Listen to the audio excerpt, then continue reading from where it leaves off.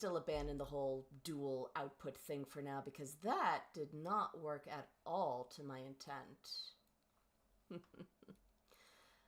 For those of you that are a little lost right now, I set up another live stream by mistake instead of the scheduled one, trying to do a frickin' dual output so I can also stream on Twitch.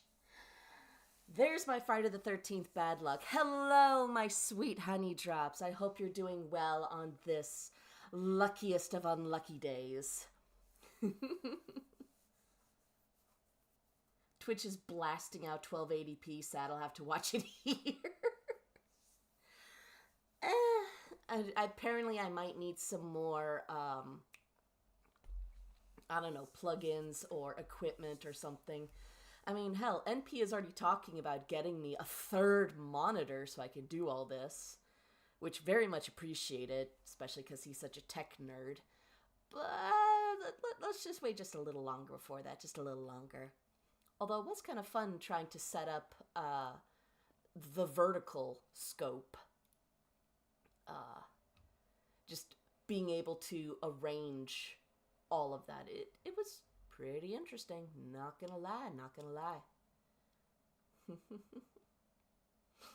Hello, Carmen. Very good that you got yourself some water. Hold on. Since that little hiccup occurred, I have to fix my everything. Alright, now how do I go to the settings of this? I don't get to watch it on that thing. I just... Ugh. AI trying to brainstorm ideas for future streams. Fuck off. The Sipvoda willkommens. Ow. Try to stretch my arm and instead I pulled something in my elbow. Ow. Aging sucks. How's everyone doing on this Friday, this fair Friday? Absolute cinema. So especially if you feel like I'm way more quiet today, well, definitely part of it is my voice. I kind of shot it a little. You might be able to hear just a tiny raspiness deep in my throat. I had a bit of a crash out yesterday to the point where I'm not going to go into details because it's one of those ongoing things. I'm not going to give you guys half information. Just know everything's mostly okay. I'm okay. But I was screaming at the top of my lungs in my car trying to vent my rage.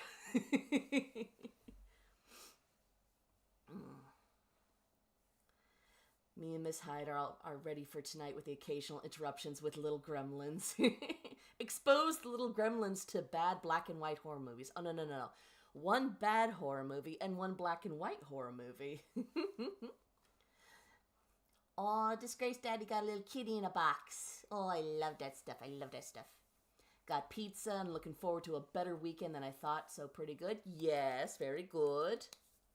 The ads are breaking my speakers when you're whispering. I'm sorry. This is my recording speaker, which has, the only way for me to give it fairly good quality is to be up like this, but then you see how my model is all skewed.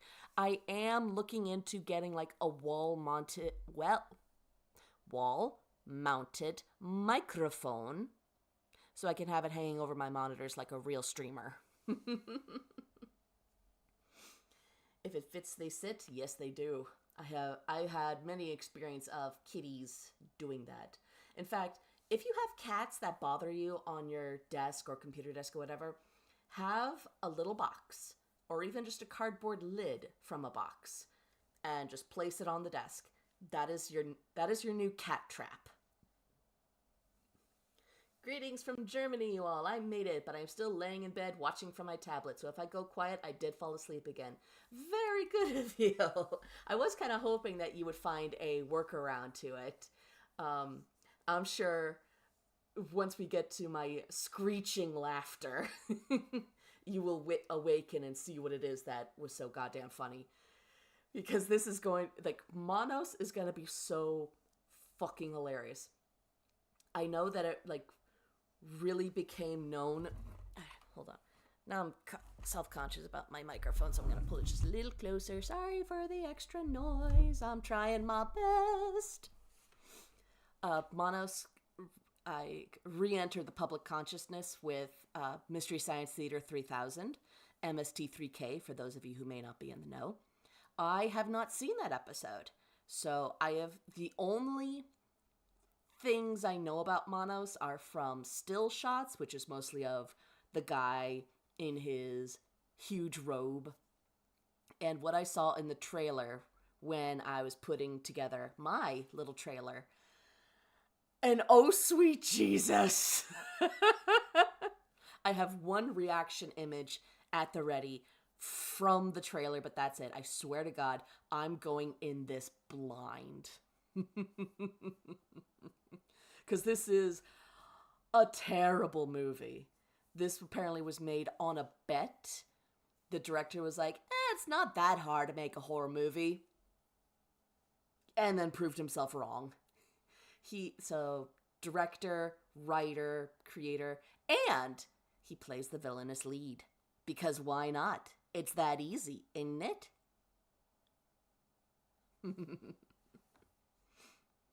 Wearing dangly earrings and a bready. Ooh, nice dangly earrings. I can't wear any earrings when I have my headphones on because then, the cushions press against them and it gets very annoying.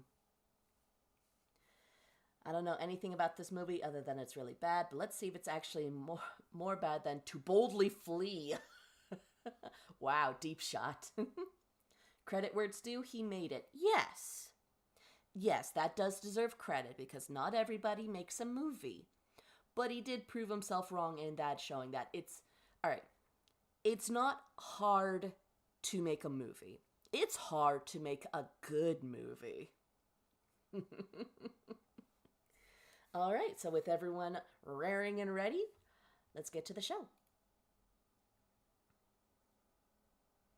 Yep, very much that it's harder to make a good horror movie because I've seen so many horror movies in my life. I'd say the worst one was the one that I fell asleep in watching twice. I tried watching this movie twice and fell asleep both times. I don't do that with any movie. Actually, no, there was one other movie in which I did that. It was a double feature at the drive-in. I went with my siblings and my older sister's friends. It was Anger Management and Mr. and Mrs. Smith. I fell asleep during Mr. and Mrs. Smith with the speaker like inches from my ear, so all those gun sounds and explosions, fell asleep through it. But the horror movie that I fell asleep through twice was Fear.com. It's already better there isn't a Doug Walker in it. Yeah, I did enjoy Channel Awesome for a time, but especially after the whole The Wall debacle, a lot of quality just dropped. I'm like, this isn't worth it. It's not, no.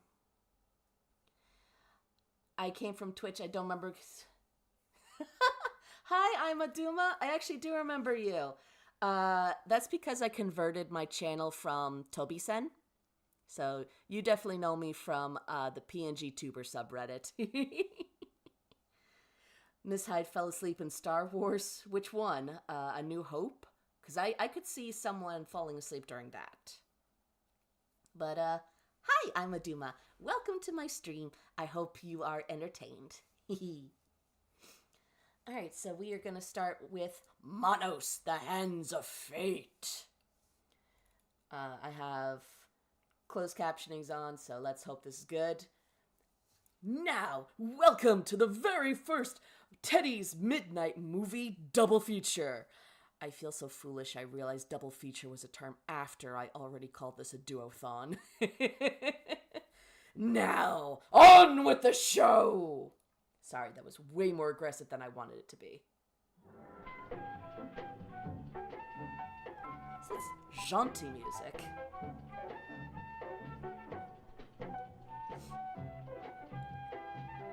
Likewise to you, Amaduma. I hope you've been well. Oh. Oh, there is one thing that I know that I accidentally saw while I was trying to get some info about this movie. We're gonna have the longest intro ever. I'm gonna double check the time stamp. By the way, how's the sound balance? Everyone good? Can you hear me when I speak? Is the volume too loud? Let me know and I will adjust. We're almost there, honey. Just a little while longer and your vacation starts. I'm getting cold, Mother, and hungry. Dougie! Oh my god. Just, the dubbing. The dubbing. We should be pretty close right now. The agent said it was about 12 miles from Highway 10, and that was Highway 10 back there. But you know, we should have asked for better directions at the last gas station. Listen, I've never gotten us lost before. Okay, at least they got the lip syncing relatively down. Mommy, I'm cold. Then put the top up! Okay, Debbie, I'll put the top up. Good. Never mind, Mike. Debbie can come up and sit between us. Wait, what? Wait. So, instead of putting the top up so your child is warm, you're like, no, just have her sit with us and be warm. I want the top down. I want the wind in my hair. Why don't we sing a song to help pass the time? I will say the dubbing at least matches. Row your boat That's a gently choice. down the stream. Merrily, merrily, Okay, just trying to focus.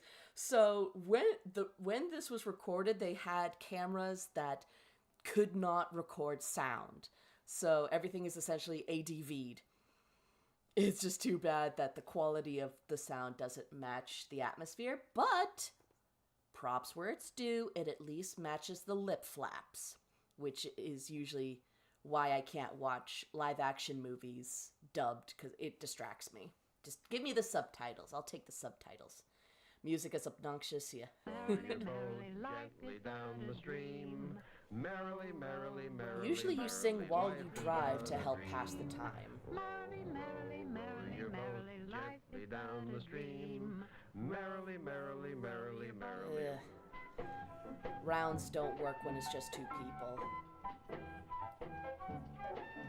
Kind of feels like an old-fashioned Italian travelogue. Monos, the hands of fate. Title card! Deliberately hiding their faces? Oh, you overestimate the ability of this director.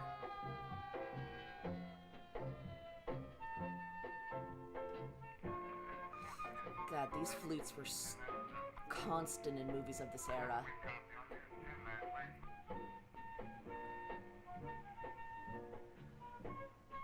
All right, mister. I see you have a taillight problem. No excuse. Running late, first vacation, kid getting tired. That's too bad.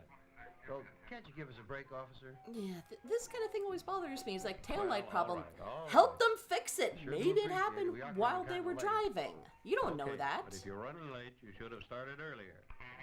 Anyhow, no tail light. Have it fixed. Thank you, officer.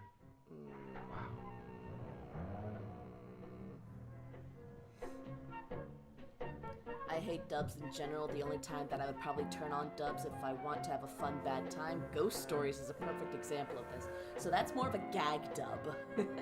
I've seen gag dubs in the past, like the English Crayon Shin-chan was a gag dub. A lot of political humor in that one for the time. What else? Some dubs are better than the original, like Cowboy Bebop and Fooly Cooly. The Fooly Cooly dub is way better than the original. I will stand by that. And then you just have different ones that still fit, like Kaguya-sama. It works in dub and it works in sub for its own ways. We're almost there, Debbie. Just a few minutes more.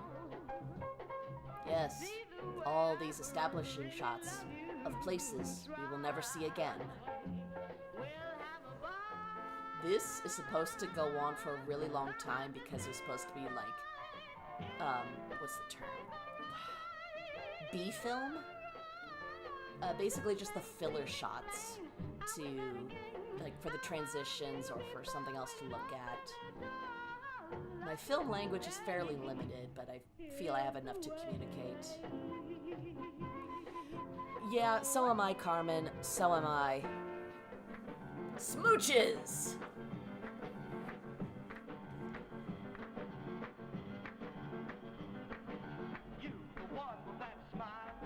Oh yes, we must hide the brand. We can't be paying for licensing rights. Just drink from a brown bottle. B-roll, yes, thank you, Dovahking. Ah, yes, liquor-flavored kisses. Liquor for liquor.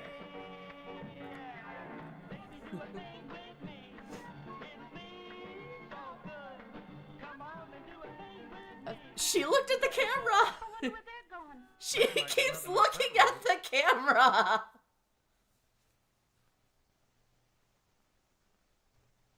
Yes, because we absolutely needed to see that couple making out.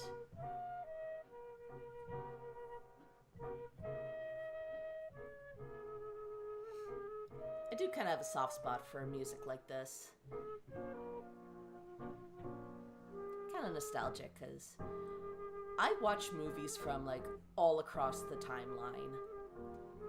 Because every era has something interesting. Mike, let's go back to the crossroads and ask those kids we saw. Okay. You but saw I them know we through the can't be smooching? wrong. Look, the sign pointed this way. Yes. Generally trust the sign. Most aggressive 70s intro. It's proto-70s. It's always interesting how you get that weird overlap of eras at the beginning and end of every decade. It's like you just...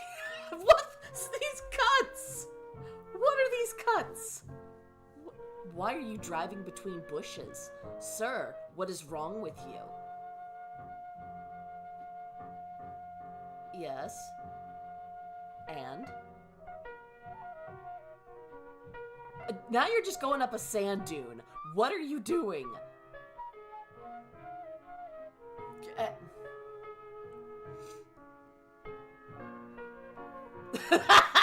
Cops are here to stop a good time. How many times do we have to chase you kids? Let them kiss! Holy cow, man.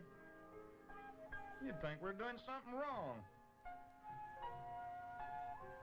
Well, whatever it is you're not doing, don't do it somewhere else. That was an attempt at a good line. Why don't you guys leave us alone? Come on, no The poor wisecrack. woman. Just go on home. Just... Okay. Get going, get going. All right already. This is the start of us losing our third places.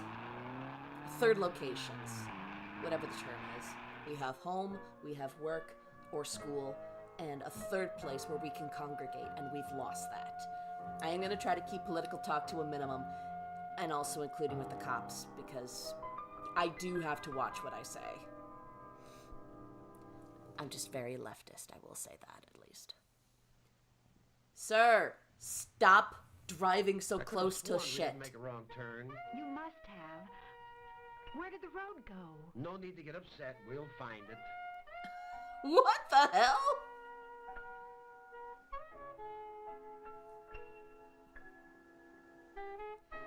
Yes, this does seem like music that you would hear when you're on hold. If you can even hear the quality of those songs, good God. Yeah, I was the little one-eyed monster. Actually, if you guys wouldn't mind, also kind of, yes, we are at just short of the 9-minute mark. We have spent 9 minutes with these two with this family in the car. Yes. So I did like change my username and everything. Where is it? Give me 2 seconds and I will show you guys what my original, oh no, do I have to re-upload it? Oh, shit, I do. Oh, well. I'm getting back! I'm getting back! No. It's because I'm a Dumas here, and I want to prove something, okay? Okay? Okay? Shut up, it's my stream. I can do whatever the hell I want.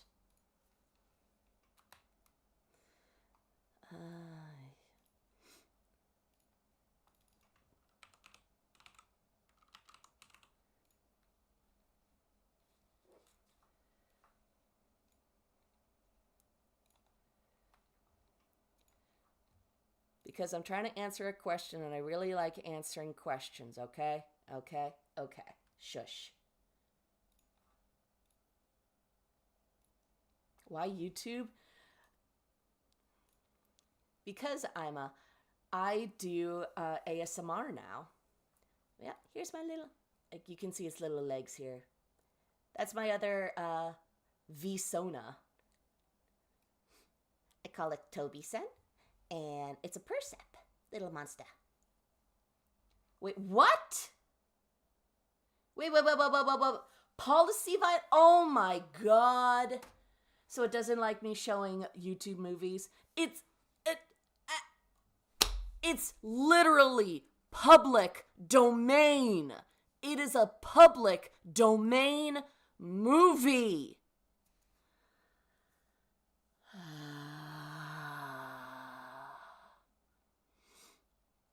I thought you were saying the stream is gone because I was pausing to get my avatar, my old avatar. Okay.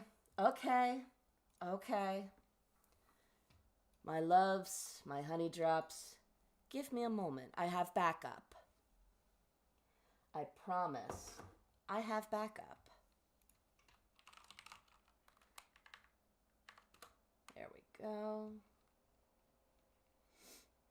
Okay. Unfortunately, I think this is going to be of a lower quality because it is, you know, an old and bad movie.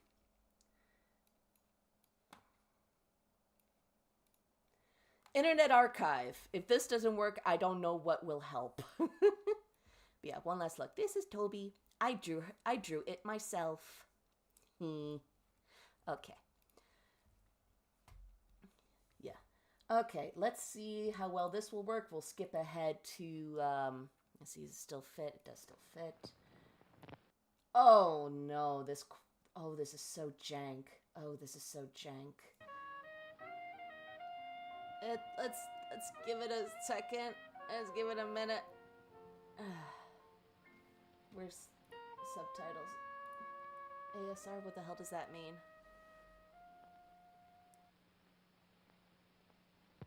Alright, we weren't, what? Alright, we're at the 8:39 point. When, okay. One more thing. I have one more trick. It might be a little yo-ho-ho inspired, but we will see. We will see if I can do this. I think what they do with streaming movies, they put a rainbow filter on it. Is the quality I thought. Of course.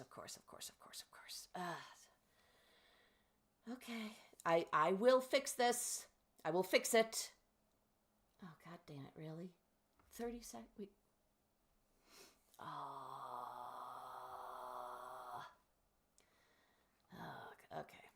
Okay. Does anyone know if Tubi has any asinine rules or what have you? You know, we're just gonna keep doing this until we find something that works. If we just have to. Oh wait, apparently Tubi doesn't even have the original Monos. It just has the MST3K one.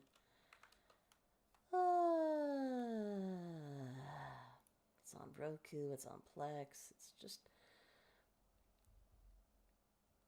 Wait, what? Oh.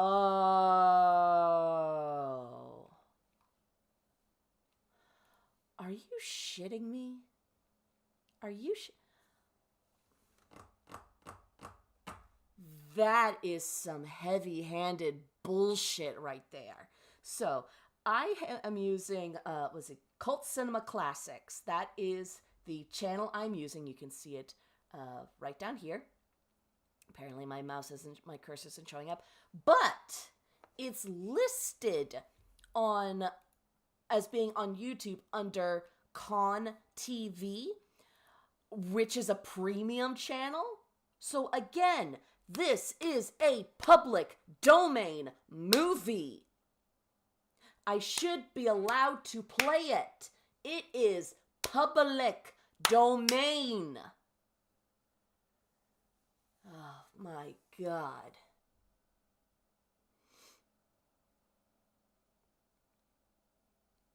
Something happened again. Why? Literally, I chose this because it's public domain. What? That's grade A bullshit right there. That is some grade A fucking bullshit. Okay, so apparently I need some kind of filter over this. Yeah,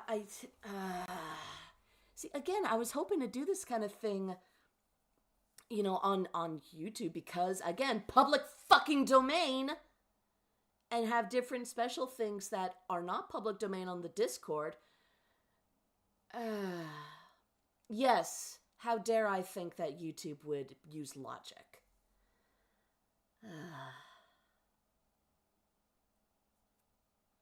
Life would be boring if everything would be easy. Yeah, but I wouldn't have to strangle things that don't have a throat. A strike system? I haven't even done anything this time. Oh, K2, you weren't able to?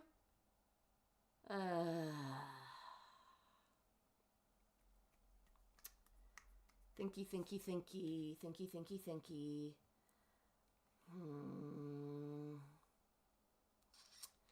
So we might need to, let's try the Internet Archive version, because especially look how fucking grainy as shit this is. If it does it again, immediately tell me, and I don't know, we will figure something out. Miss Hyde said you should do it like on TikTok, saying look at my pen. Alright, you know what I'm gonna do?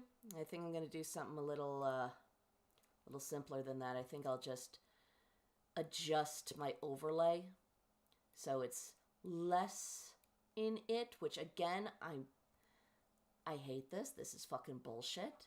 This is absolute garbage. I am incredibly pissed off. There was also a comment about, like, having a filter over it. Leonix! How are you? Not a VTuber stream without scuff? Damn right!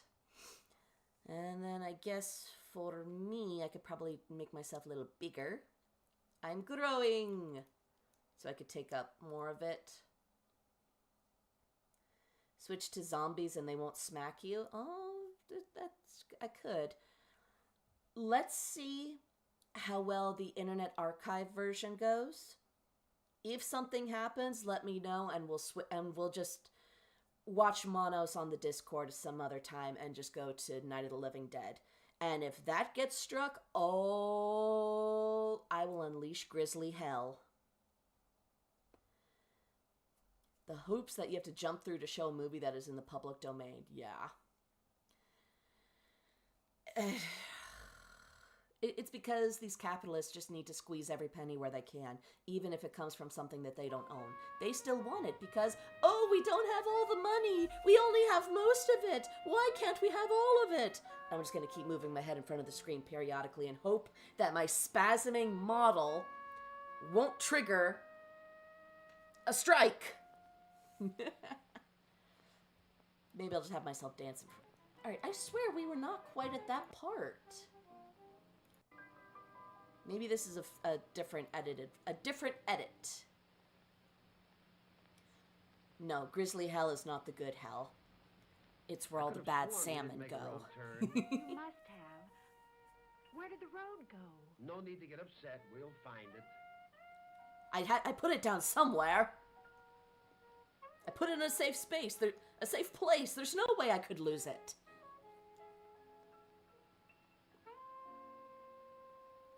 Just put my dancing bear in the middle of it. Okay. How's that? I dance. I dance. I dance and I have my spots. My magic spots, and you will never know what they do. No. You'll never know what each color does or means. Alright, I guess it is here. Well, at least we now know. I wanted to confirm. It wasn't here a few minutes ago. I don't care. Let's see if we can get some directions. What?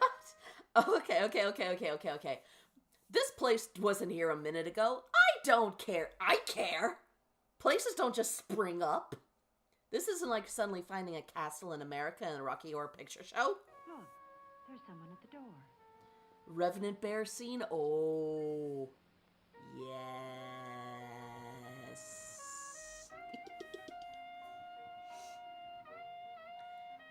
They might have put... See, I can't quite remember. I do know that it was a lot of B-roll. I don't know quite more than that. Okay, I'm just going to keep my model here and hope that this is enough. And if there's a good scene, I will move. Oh, this guy. Again, I only know this from the trailer. Oh, he very twitchy.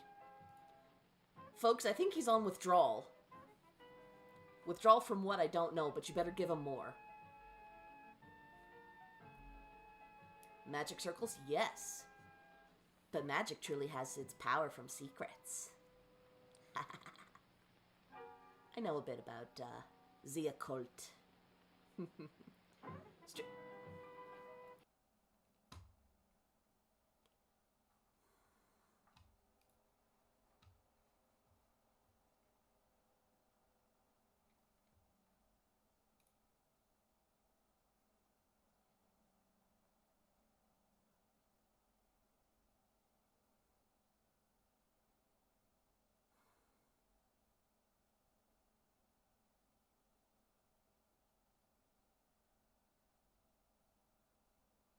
Yeah, I figured.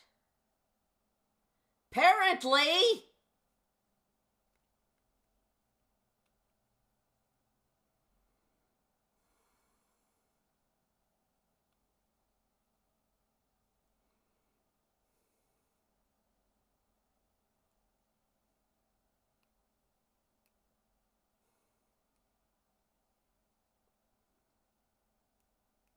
Let me know when you can see my face again.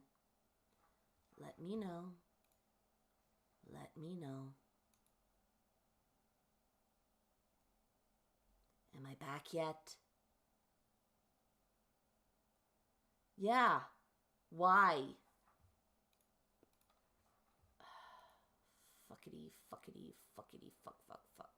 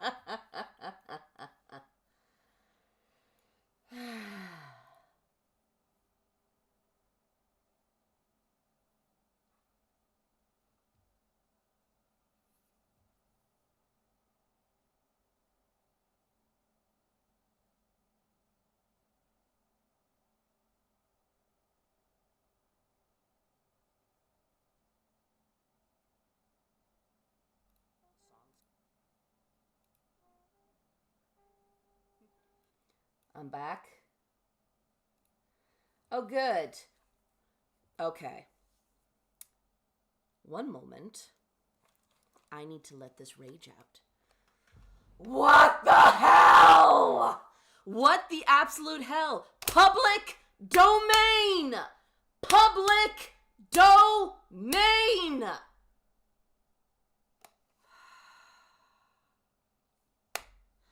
Okay.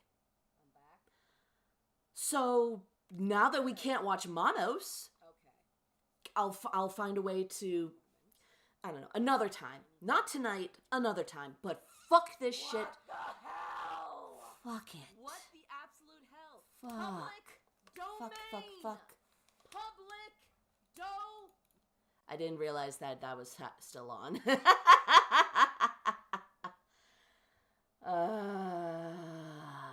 Okay.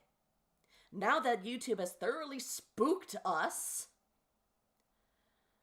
I guess we can try to do, I know, that's why I'm not doing Monos anymore. It's just frustrating. Yeah, I realize there's an echo. One moment.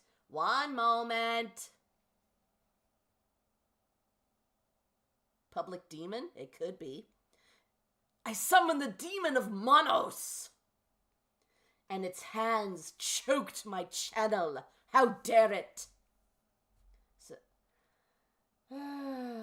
yeah, so if I had to guess, it's because one of these premium YouTube TV channels has it, and you need to pay to see it. Ergo, no one gets to show it for free. Jesus fucking Christ. I really don't care how much I have to swear over this. This is asinine. Asinine. Alright. So, we will try again with Night of the Living Dead. If that also fails, then we'll just have a lovely chat for the rest of the night. How's that?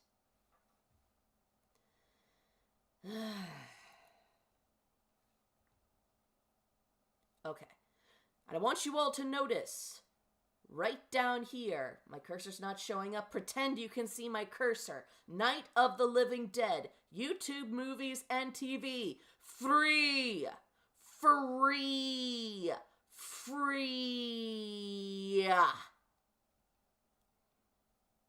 If this gets me suspended as well, yes, let the anger flow through me. Yes, this is why I would be a Sith. I would not be a good Jedi. Thank you. I'm just also aware I can have a bit of a foul mouth. Oh, no.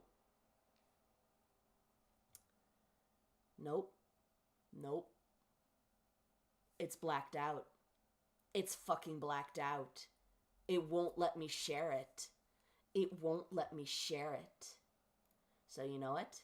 To the Internet Archive again.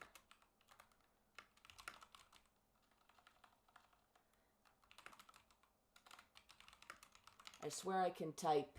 I just have clumsy fingers. No, not the 1990 version. Movies. No, never watch a black and white movie colorized. Never watch a black and white movie colorized. Because you damage just so very much. Oh, shit. Shit, fuck. One moment.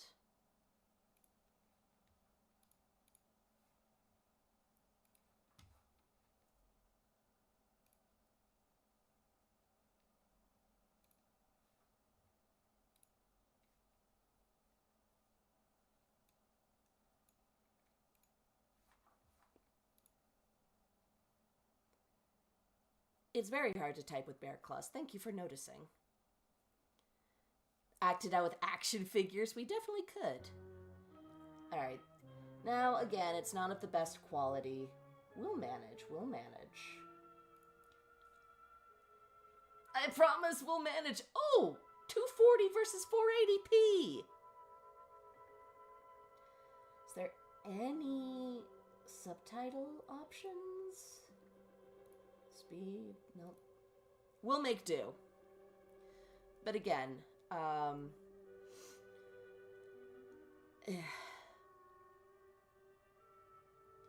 will say some things about this movie. This is my second being able to catch a stream.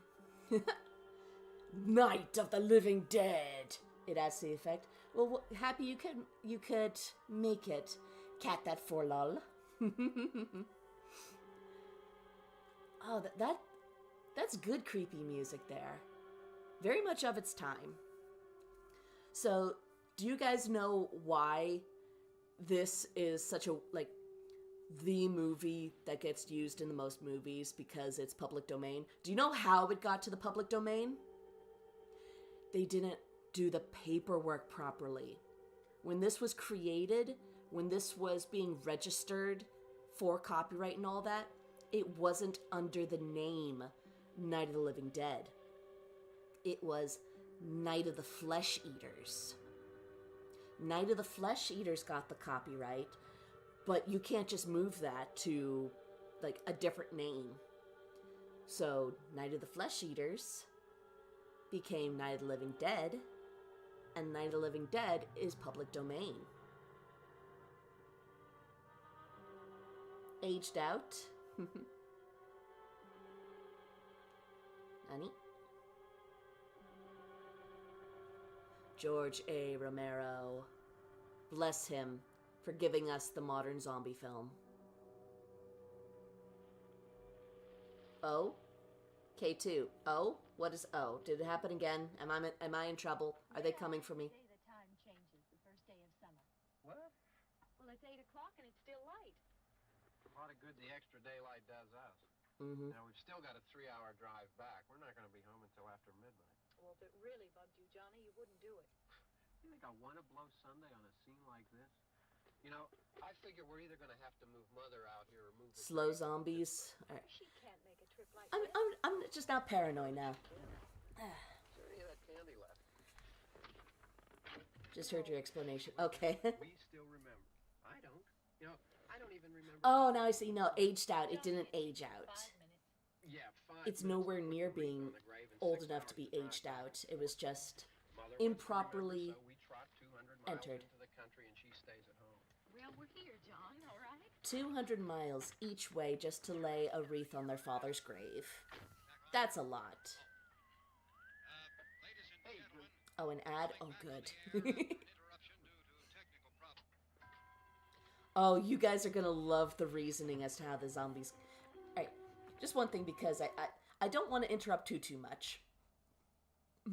So yeah, before this movie, zombies were Haitian...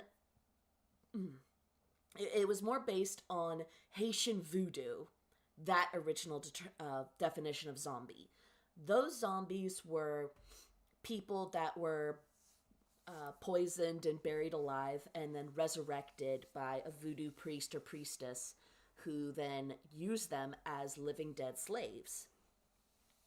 And there's whole myth and everything with that I am not qualified to go into. That's just the part that I know of. But it was this that cemented how zombies would evolve. And they don't even call them zombies in this movie. They call them ghouls, because ghouls are the kind of monsters that eat the flesh. Technically already watched this movie because of the 90s remake version with Tony Todd and directed by Tom Savini. Oh, bless Tom Savini and bless Tony Todd. But no, it's going to be a very different experience. Especially because, Nothing wrong with the radio. Must have been the station. Which row is it in? what was it? The racial allegories in this movie were completely by mistake. Because remember, this is 1968, and there was a black man in the lead taking charge around white folks. That's significant. But according to Romero, it was a blind casting. He's like, you're perfect for this role. Didn't care he was black. Didn't think about the implications. Just had the role There it is. and assigned it to him. Vampire movie, Night of the Living Dead. It definitely depends. Like, there's Arabic ghouls, which just eat the flesh of the dead. I wonder what happened to the one from last year. Each year we spend good money on these things. We come out here and the one from last year's gone. Well, the flowers die, and the caretaker or somebody takes them away. Yeah, a little spit and polish. You can clean this up. Yep. Sell it next year. I wonder how many times we. I mean, it's pretty economical. Yeah, ghouls and zombies are different. Sometimes you just gotta be clear about which version you're talking about, because calling the ghouls in the Night of the Living Dead zombies does fit if you count zombies as the animated dead. Or you can have folktale ghouls. Oh, yeah. Advanced recycling. Yes, exactly. It's very economical. Watch the original, which is this. Wasn't really a big fan. Don't like the even Romero did admit that Barbara fell to the damsel in distress trope. She's not really. She stops being a main character at some point. She's kind of the POV character for the Hey, audience. come on, Barb. Church was this morning, huh?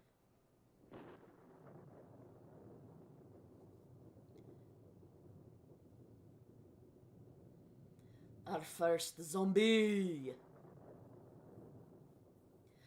Yes, the remake of her definitely gives more agency to her. Hey, I mean, praying's for church, huh? Come on. I haven't seen you in church lately. Well, Those are fancy driving not much gloves. sense in my going to church. Do you remember one time when we were small, we were out here? I've It only was ever from been in right churches over for there. weddings and I jumped funerals. out I've never from gone behind the for tree, and Grandpa got all excited. He shook his mass or fist at me and worship said, or "Boy, anything. you'll be damned to hell."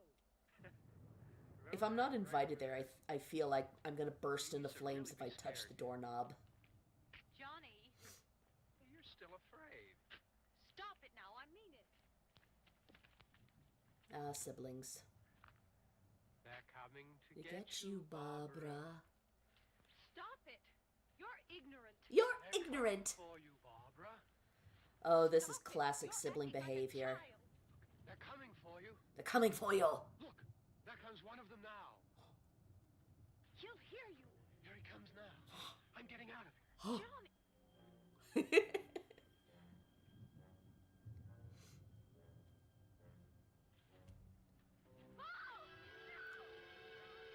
Dun dun dun! Whereas for this one, 6 minutes 40 seconds, we have our first bit of action. This movie wastes no time, and I love it for that.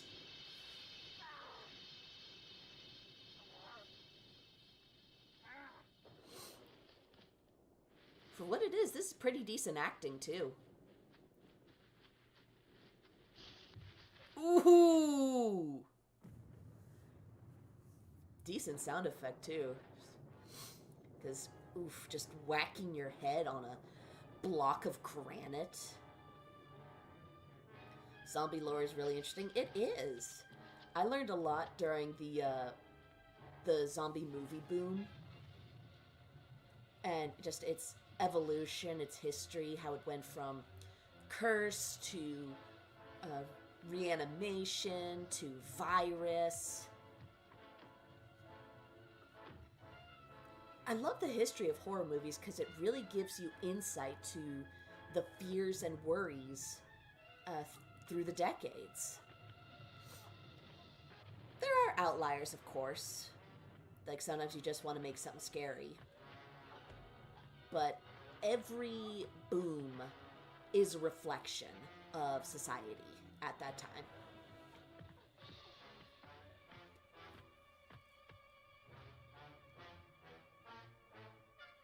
Smart zombie. How many zombies you know use tools? He's on par with chimpanzee. Which, by the way, freak me the fuck out. I hate chimpanzees. I hate apes. They scare me. Especially if you know anything of things like Travis the chimp. Hell, the opening scene of Nope had me trying to osmose into my chair. Shamble, shamble, shamble away! More zombie trivia. Where did brains come from? When did the brains aspect enter zombie lore? Class, do you have an answer for me? I actually enjoyed the remake of Planet of the Apes. I do still hate chimpanzees with a passion. I think because they were all CGI, it helped. Plus, every time Caesar stands up and goes, "No!" Chills. Also, watching the baboon segments in Ren and Stimpy cartoons as a kid didn't help. Those teeth. Never did do well in school. We all have our strengths. I now live by the saying, don't let anything get in the way of your education, and that includes school.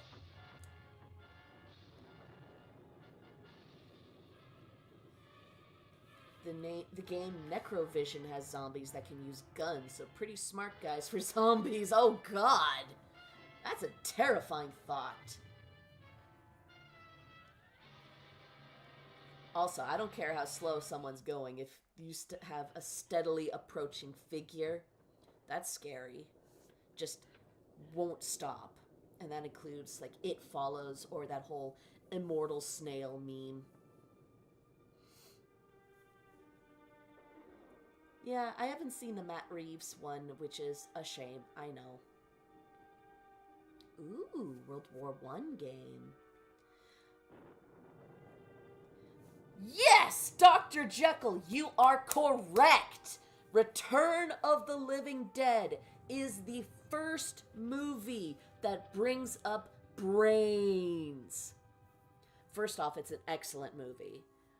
It's kind of a horror comedy parody, in which this movie exists, and also it actually happened, according to that lore. And in that movie, the zombies are conscious. Some of them can talk. And why are they eating people and attacking people and eating their brains? Because they feel themselves rotting. And for whatever reason, brains are the only things that when they eat, it stops the pain. Just for a little while. Which is really cool. The true terror, taxidermy!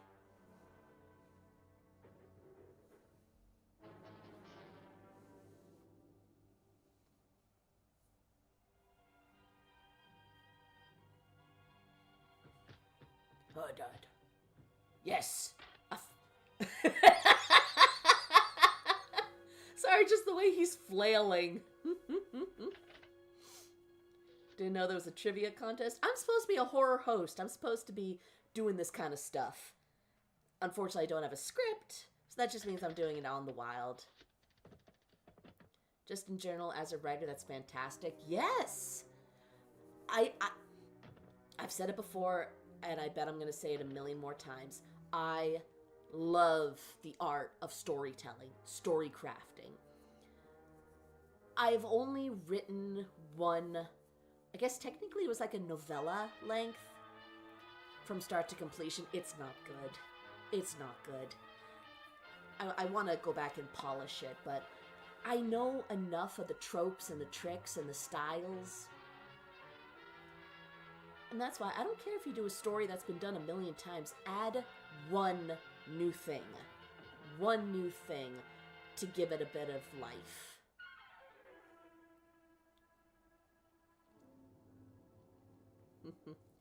Good night, K2.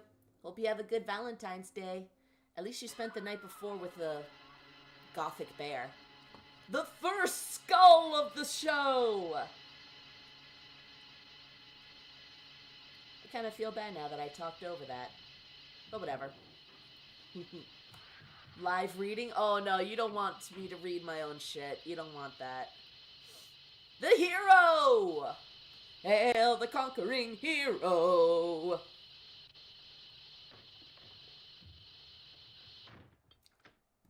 Don't mind me, I'm having a drink. Skulls for the skull throne. I would sit upon the skull throne. Don't worry about him, I can handle him. Probably be a lot more of them as soon as they find out about us. Mm-hmm. And now the true protagonist reveals himself. Is there a key? We can try to get out here if we can get some gas. Is there a key?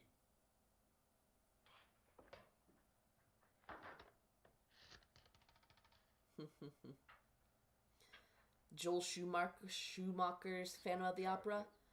Was that the one with, oh my god, I'm blanking on his name. Gerard Butler. Is that the Gerard Butler one? Laughing Stock, you made it! You missed the chaos and bullshit of trying to play Monos! Again, that was way more aggressive than I wanted it to be. My apologies, folks. I have a little temper. That is really good skull effect, I'm not gonna lie. That's a good half-rotted monstrosity. We've got to get out of here. We have to get where there's some other people. I don't have the zombie survival guide. I think I got it from my little brother, though. Because he was definitely into the zombie craze.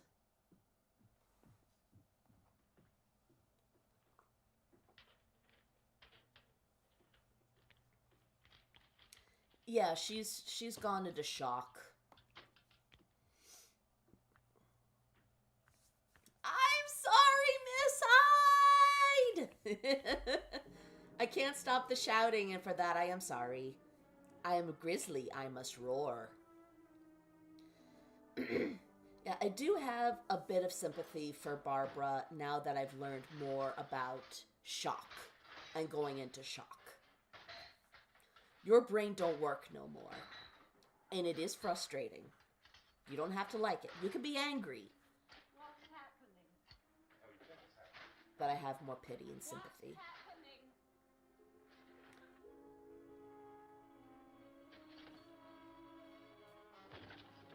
Ooh, the smart zombies are learning. Realistic discussions of fantastical things to a limit. I'm tired of the biology questions.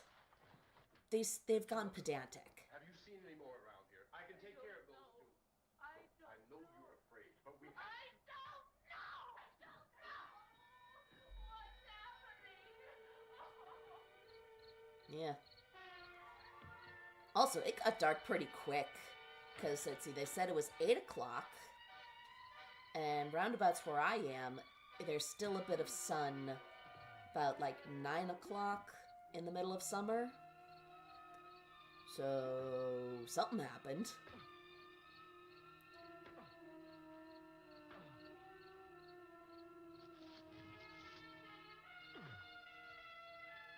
Yes! Smash the zombie with a rock!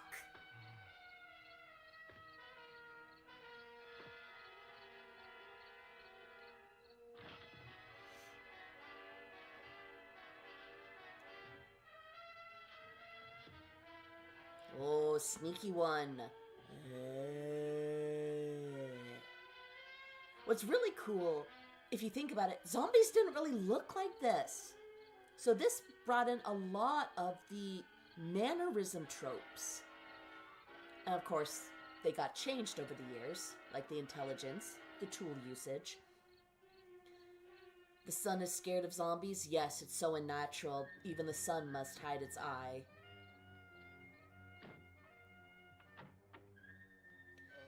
The best stories about zombies are the ones that do not explain much beyond infected people. Yes! Horror needs to rely on mystery. Over-explaining ruins the mystery. You can have characters with theories, but nothing absolute. At the very least, have characters with conflicting theories. That'd make it more interesting. The original Dawn of the Dead? I love the original Dawn of the Dead. Let's see, Night of the Living Dead, Dawn of the Dead, and Day of the Dead. Love those. I think it's because it's still pockets of people that it's still okay. Like, there's the observations, like the whole, they're repeating what they did in life angle. No, we're in here now. Mm-hmm. You fucked. How's my day been, Laughingstock? It's been pretty okay. Did his eyes move? Don't look at it. Oh, I think this was just a shadow. Had a bit of difficulty trying to show Monos because even though, as I've said, public fucking domain, YouTube suspended the stream several times. Which is bullshit. I'm so pissed off. I'm so angry. I thought I could get away with public domain, but apparently not.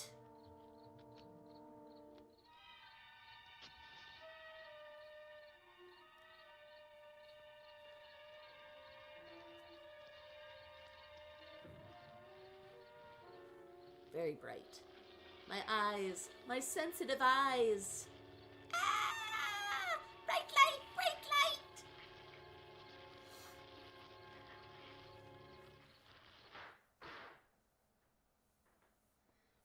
Cannot get over how much I love this movie's shot and composition work, impact, dialogue, uses of space, background elements, and more. Yeah. And this was done by amateurs. But they clearly had a lot of love and passion. Actually, no. That wasn't it. Sorry for pausing, but I have to say this. George Romero worked on a different production company. I think their main thing was making commercials. So they used that knowledge to construct a movie. So doing commercial work and then making your own movie is a really cool leap. It's kind of like how there's also directors for, like, music videos. And they can really get a good shot because they know how some of this works. Hisses in Vampire, yeah. Also in Gremlin. Yeah, I guess we'll have to just keep movie nights to the Discord, which sucks, but what can you do, right? There's some more lights on in this house. No more lights! Nocturnal zombies, that's why they took out the lights. I have no idea what the actual night vision for a zombie would be. Has there been any book or movie or show or game that thinks about that angle? Oh, wait! I think technically there is. Wreck! Wreck is such a good horror movie. It was remade in English as Quarantine, almost shot-for-shot remake. Don't bother. Watch Wreck. REC, short for recording. So good.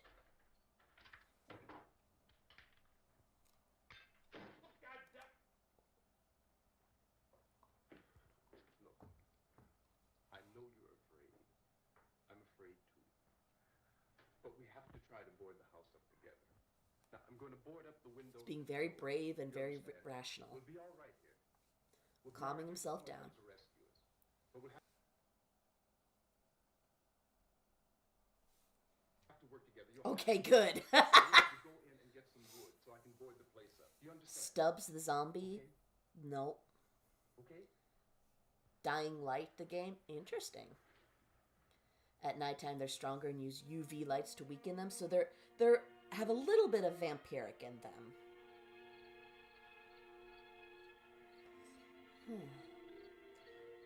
It's also like, if you take into account the original Dracula, it's those vampires can exist in the sunlight. They're just weaker. And in Nosferatu, both the original and the remake, it's technically not the sun that destroys him. It's the dawn. Very different, because the dawn is purifying. And when you have such a corrupt evil like Orlok, you know, you need the dawn to cleanse it in all its Christian allegorical powers.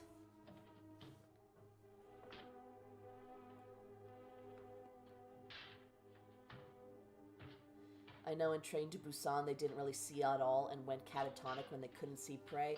Oh, that was such a good movie. That was such a well done zombie movie. But you are correct. You are correct. You are correct. Although I will argue that that's more line of sight based. I don't know. It's just something I randomly thought of and got curious about. I do that a lot. Stubbs the Zombie is a pretty cool zombie game where you can play as a zombie. The developers also use the Halo 2 engine for the graphics. Still have not seen Train to Busan. Get ready to feel. It's going to hurt. In a good way. In the way that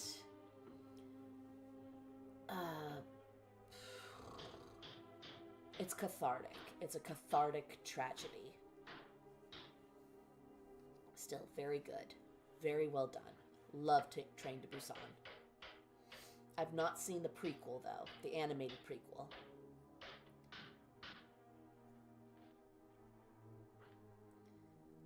Yeah, she's just in shock and stimming right now.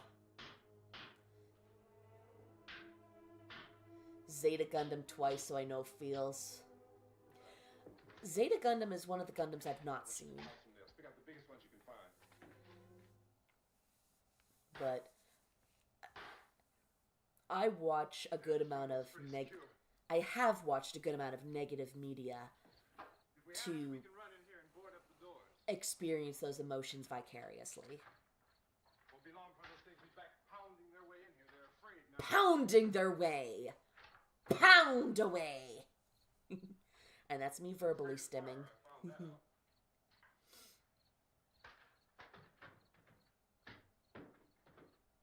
It does continue to be a bit slow in the first act. You know a place back down the road called Beekman's? Beekman's Diner?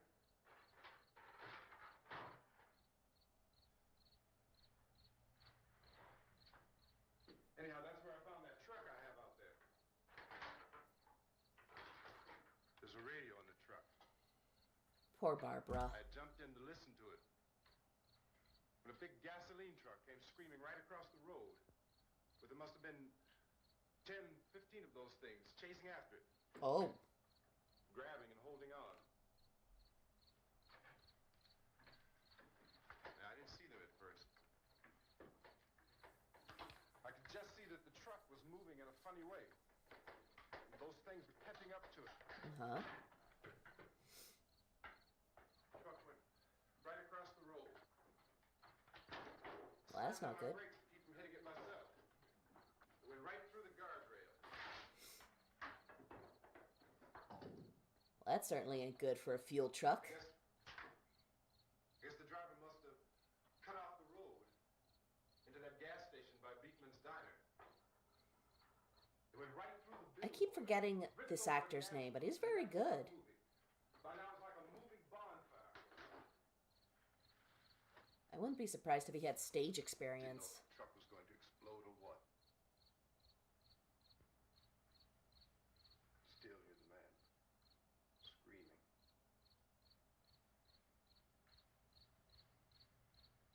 This thing is just backing away from it. I looked back at the diner to see if there was anyone there who could help me. That was when I noticed that the entire place had been encircled. Ugh. Wasn't a sign of life left, except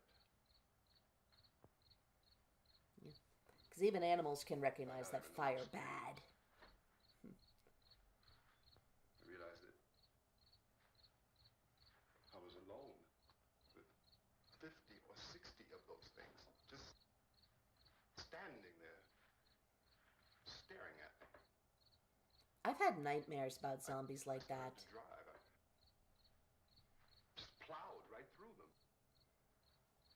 it didn't move. It didn't run or just stood there staring at me. He's definitely got stage acting experience. Just Look at him. crushed them. They scattered through the air like bugs. He reminds me of Sidney Poitier. We were riding in the cemetery, Johnny and me. Johnny.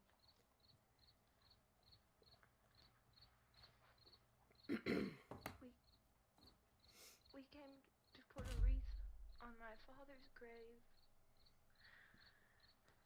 Johnny and he said, "Can I have some candy, Barbara?"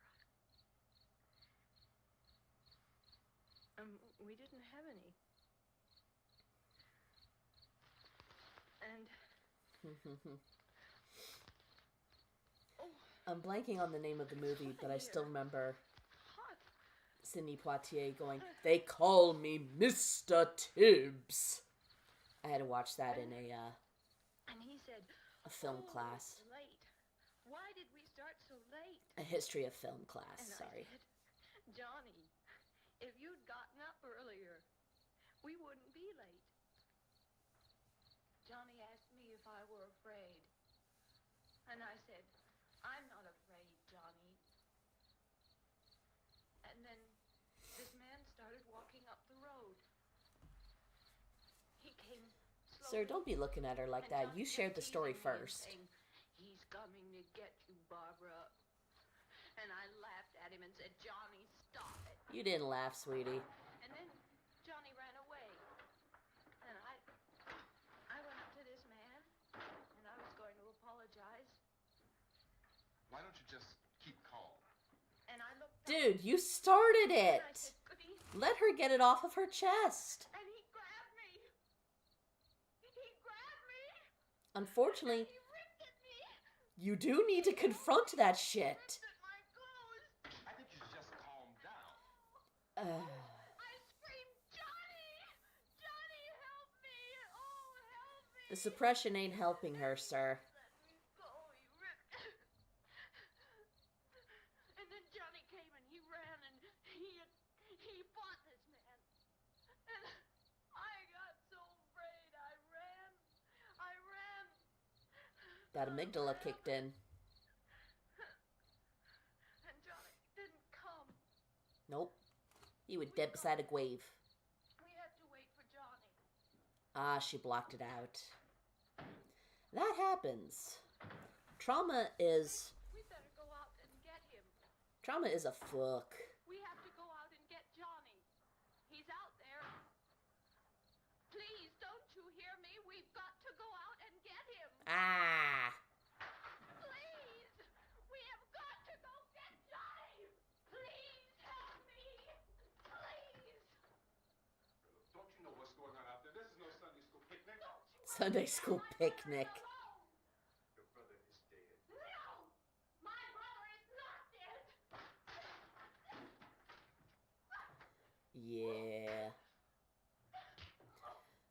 I can only imagine the fury in certain theaters at seeing that. The whole, "A black man has laid hands on a white woman! Oh, the disgrace!" Fucking weak. Johnny's out there just not as you think, yeah, he dead. He very dead.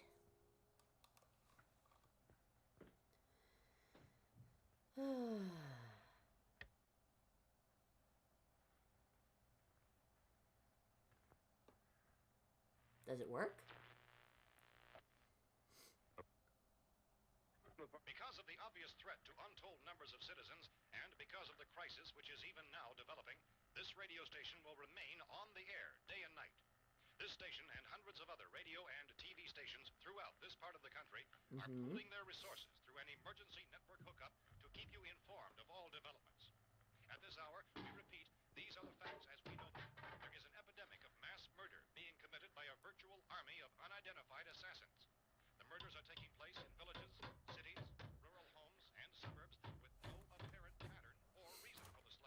See, because to be a sudden this, general explosion of mass homicide. yeah, We have some descriptions of the assassins. Eyewitnesses say they are ordinary-looking people. Some say they appear to be in a kind of trance. Others describe them as being yeah, if you don't know about zombies, that's the closest thing that you're gonna think of for this, is that's the only logic you can bring. there is no really authentic way for us to say who or what to look for and guard yourself against. Misshapen monsters. No, Reaction I am from law not enforcement human. officials is one of complete bewilderment at this hour. So far, we have been unable to determine that any kind of organized investigation is yet underway.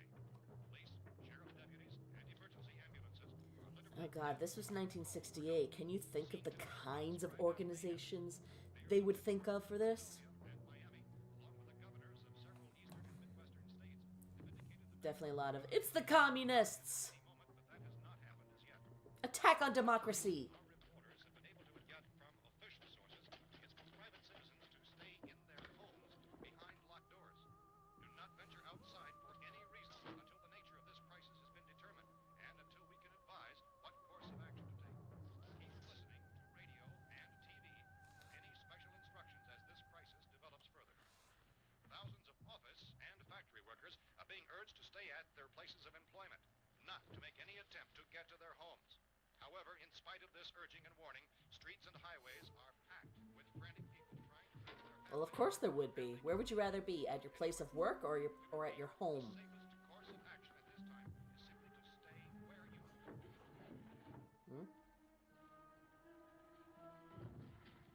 Thought I heard a cat. Red Scare Zombie Edition. Well, there is, I want to say Finnish?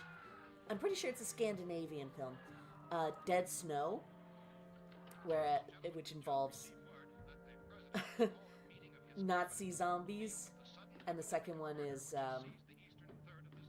Dead Snow 2,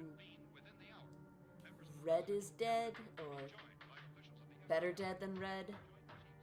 Involves the communists. White House spokesman, in announcing this conference, says there will be an official announcement as soon as possible following that meeting. This is the latest dispatch just received in our latest word also from National Press Services in Washington, D.C.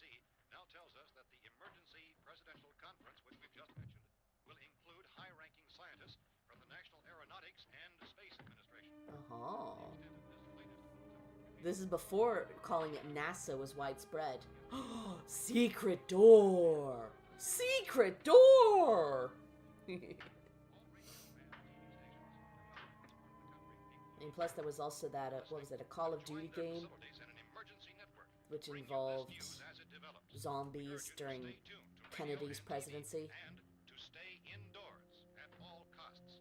At all cost. Reaching this newsroom, tell of frightened people seeking refuge in churches, schools, and government buildings, demanding shelter and protection from the wholesale murder, which apparently is engulfing much of the nation. I mean, those locations do make sense for protection. I would hide out in a school. All that brick and stone.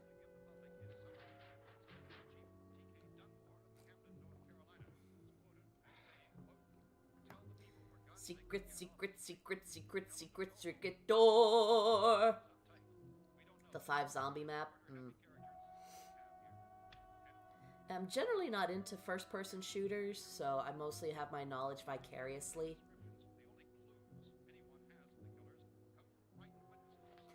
If you guys don't know what the origin of the zombies in this movie is, oh, you're in for a treat when we get to that part.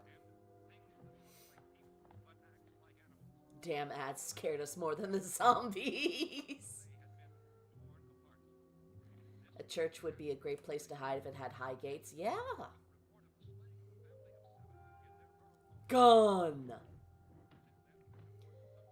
That is an awful place to store your gun. People, if you own a firearm, please put it away safely.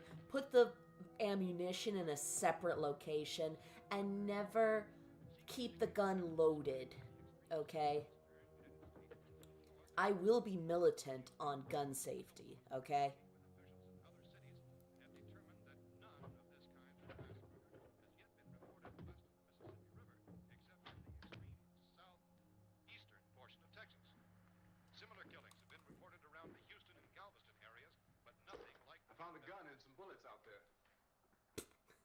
Don't give that to the catatonic woman. We were facing some kind of national emergency. When first reports began filtering in, Once you've had a psychiatric break, you're not allowed to be anywhere near weapons. Pretty solid now. We ought to be all right here for a while. dramatically, it was soon apparent We have the gun and bullets, run of lawlessness. food, and the radio. Began to suspect an obscure kind of conspiracy. Sooner or later, someone bound to come and get us out. Creatures from outer space. So again, we Wait, did I just hear creatures from outer space? shelter in a building. Lock doors and windows securely. Hey, that's us. We're doing all right. Cautions of any suspicious strangers. And keep tuned to your radio and television for survival instructions and further details of this continuing story. Look, I don't know if you're hearing me, The absence of any but I'm going upstairs now. Hey, at least you admit it. If anything should try to break in here, I can hear it from up there, and I'll be down to take care of it. We repeat, this radio station Everything is all right for now. I'll be back to reinforce the windows and doors later. But you'll be all right for now, okay? Okay. Speak to her. Somewhere she must hear. Or at least hope that she keeps her butt on that sofa. newsmen that murder victims show evidence of having been partially devoured by their murderers. God, there's a song by Creature Feature called Aim for the Head, which is, about fighting zombies, and it takes dialogue from that radio announcer in it, which includes, the killers are eating the flesh of the ones that they kill.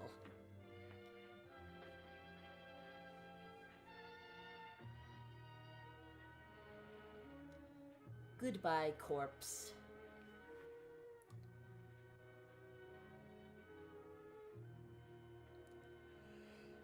Consistent reports from witnesses to the effect that people who acted as though they were in a kind of trance were killing and eating their victims prompted authorities to examine the bodies of some of the victims.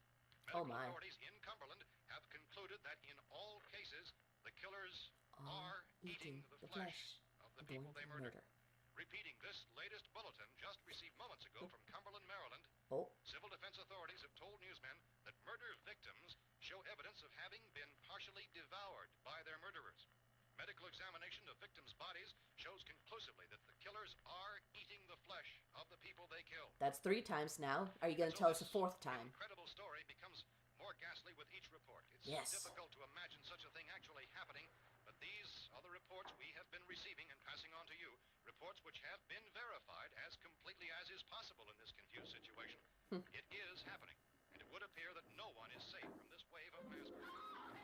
Humans! Truly the worst evil.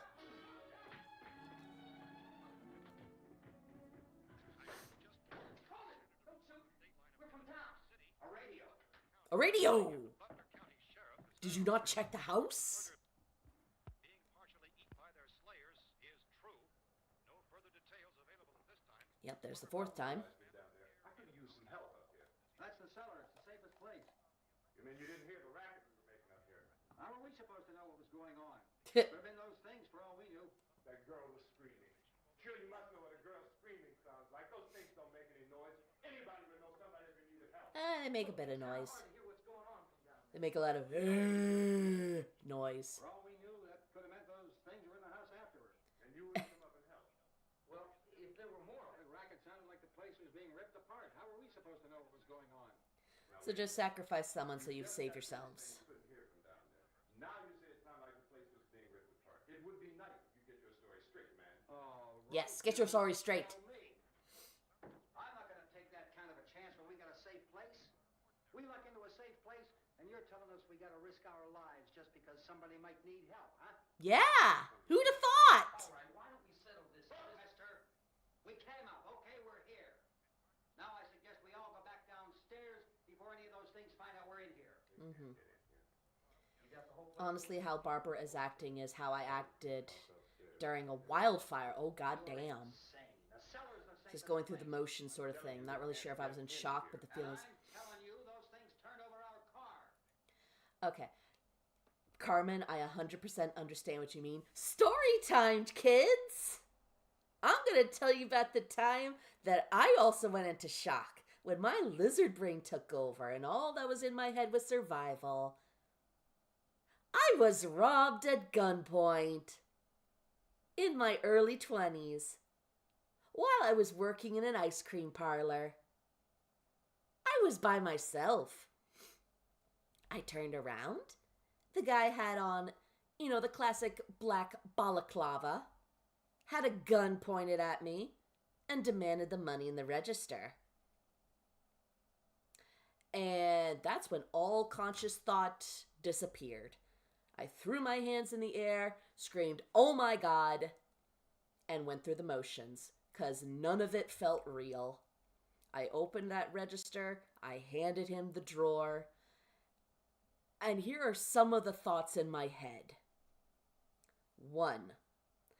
Please don't actually take the money, my boss will be so mad at me. 2. That's really gonna hurt if I get shot.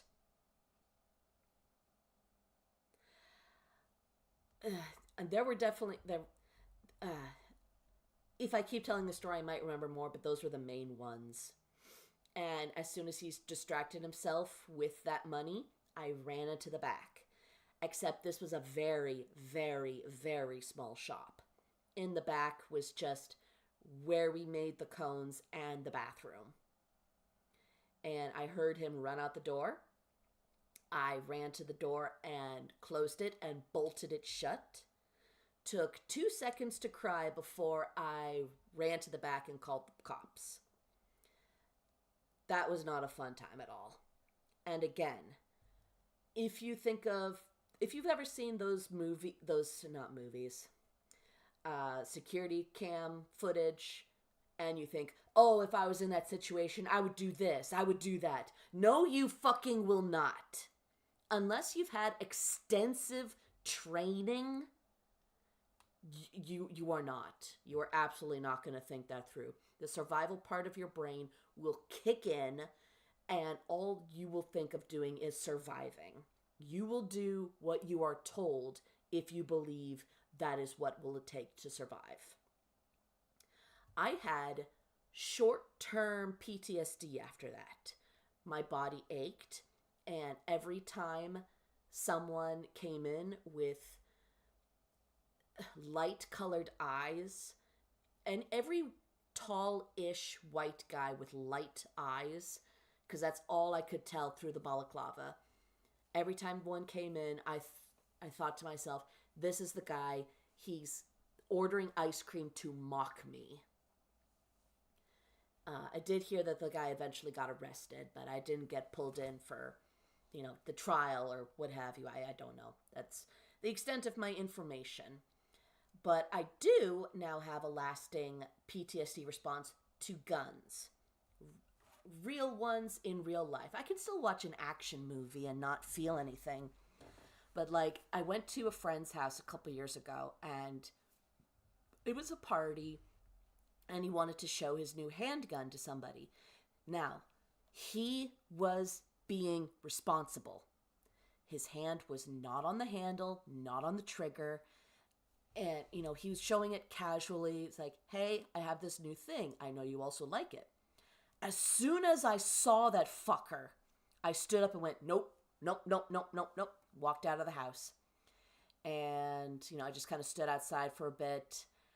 Had a miniature breakdown.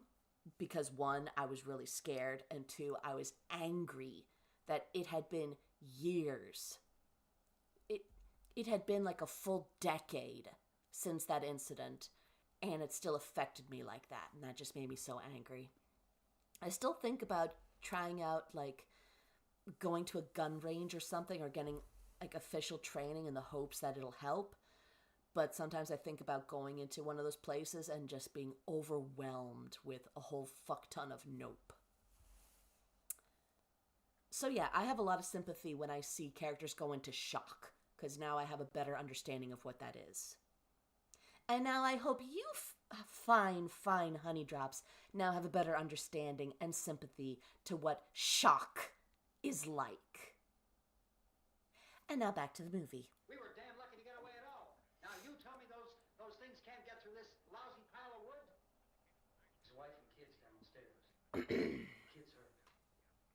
Hello, rat boy. Well, I still think we're better off up here. strengthen everything up, Mr. Cooper. With all of us working, we can fix this place up in no time. We have everything we need up here. We can take all that... Sorry to hear that. downstairs. Yeah. Man, you're really crazy. You know that? You got a million windows. Funnily enough, All these windows, you're gonna make them strong. there was supposed to be 2 of us working that night, but it was really slow, quiet, cool and rainy spring night. And so we both showed up because my manager forgot to call one of us off. And it was decided that I would stay because I had the longer commute. And in all honesty, I'm glad. I wish that had not happened to me. But with how bad it was, I would rather it happen to me than anyone else, you know, bearing the brunt of it. Thankfully, I did have the next day off, and I remember I spent the next day just eating a bunch of ice cream and watching Batman Returns. So there was that at least. I had a very good support network. My bosses were very kind. And no, I didn't get in trouble for giving the guy the money. In fact, if you get caught in a situation like that, just give them the fucking money. Give them the money. Your life is not worth that. And that's literally what you're supposed to do. You just give the motherfucker the money. You need to survive. Yeah, this is what I mean when I say I have no shame. I will literally talk about these things that have happened to me because I feel it's important to share things like this. So for some of you, you will learn sympathy for such events. And for others, you will learn that you are not alone and that there are others who have gone through similar things or experienced similar emotions. Wow, my voice really does have that hoarseness in it. Don't have any strength. I smashed 3 of them and pushed another one out the door. Did you hear me when I told you they turned over our car? Oh, hell, Yeah. any good 5 men could do that. That's my point. Fair enough. There's not going to be 5 or even 10. There's going to be 20, 30, maybe 100 of those things. And as soon as they know we're here, this place is going to be crawling with them. Ah, If there are that many, they'll probably get us wherever we are. yeah, pretty much. The cellar. The cellar, there's only one door, right? Just one door, that's all we have to protect. Tom and I fixed it so it locks and boards from the inside. But up here, all these windows, why, we'd never know where they were going to hit us next. You got a point. Yeah. You're basically in a situation where you're not going to win. I mean, if they did get in, there'd be no back exit. We'd be done for. Pretty much. We can get out of here if we have to. And we got windows to see what's going on outside. We got windows. If a rescue party did come, we wouldn't even know it. But the cellar is Yeah. the strongest place. The cellar is a death trap. I don't know, Mr. Cooper. I think he's right. You know how many's out there? I don't know. Maybe 6 or 7. Look, you two can do I do not have Shaun of the Dead scheduled after this. I had enough trouble just trying to play Monos, which is public domain. I'm lucky I haven't been suspended again for this. Now wait a minute, Mr. Cooper. No, I'm not gonna wait. I've made my decision. But if you join my Discord, I think we'll have a nice zombie movie night. We can make it to the cellar if we have to. And if we do decide to stay down there, we'll need some things from up here. So let's at least consider this a while. If you box yourself in the cellar and those things get in the house, you've had it. At least up here you have a fighting chance. Yeah. I mean, hell, even Helm's Deep wasn't exactly happy about their one-way stronghold. Dun dun dun! Zombie hands! The rotting.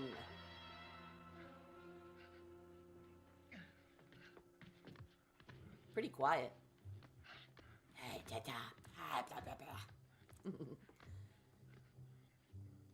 Not a lot of Foley in this scene. I am brain rotted. I chuckled when he said 6'7". You are brain rotted enough that you are safe from the zombies.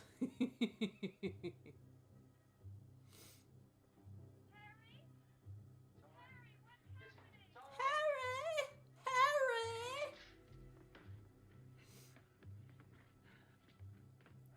I mean, I'm not gonna begrudge the newer generations for having their weird slang. As I've said to others, 6-7 being meaningless and just a thing to shout out. It's the next gen, you just lost the game. And to my fellow millennials, I'm not sorry.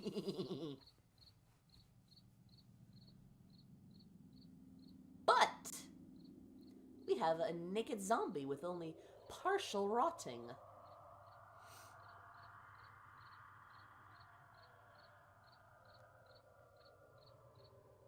This is really good zombie makeup. Grasshopper noms. Ugh. Gotta fix these boards. You're crazy. Those things are gonna be at every window and door in this place. We've got to get down into the cellar. Go down in that damn cellar. Get out of here! Yeah. Stop arguing and just go to your stronghold. I'm taking the girl with me. You leave her here. Keep your hands off her. And everything else that's up here, too. Because if I stay up here, I'm fighting for everything up here. And the radio and the food is part of what I'm fighting for. Now, if you're going down the cellar, get. The man's insane. He's insane. We've got to have food down there. We've got a right. This is your house. We've got a right. You going down there with him? Well, Yes or no? This is your last chance. No beating around the bush. listen, I got a kid down there. She can't possibly. I couldn't bring her up here. She can't possibly take all the racket and those things smashing through the windows. Well, you're her father. If you're stupid enough to go die in that trap, that's your business. However, I am not stupid enough to follow you. It's tough for the kid. That old man is so stupid. Get the hell down in the cellar. I swear, more mediocre white men need to hear that. You bastards. You know what's really interesting? Notice that Open this door again. race hasn't come up once because it wasn't in the script. And after they hired a black man for the lead, they didn't change it. Wait a minute. Which is oddly refreshing for the 60s, and I hate that bears saying. Romero was in an older Call of Duty title. Which one? You're gonna let them get hurt too, huh? It's all right, honey. Go ahead.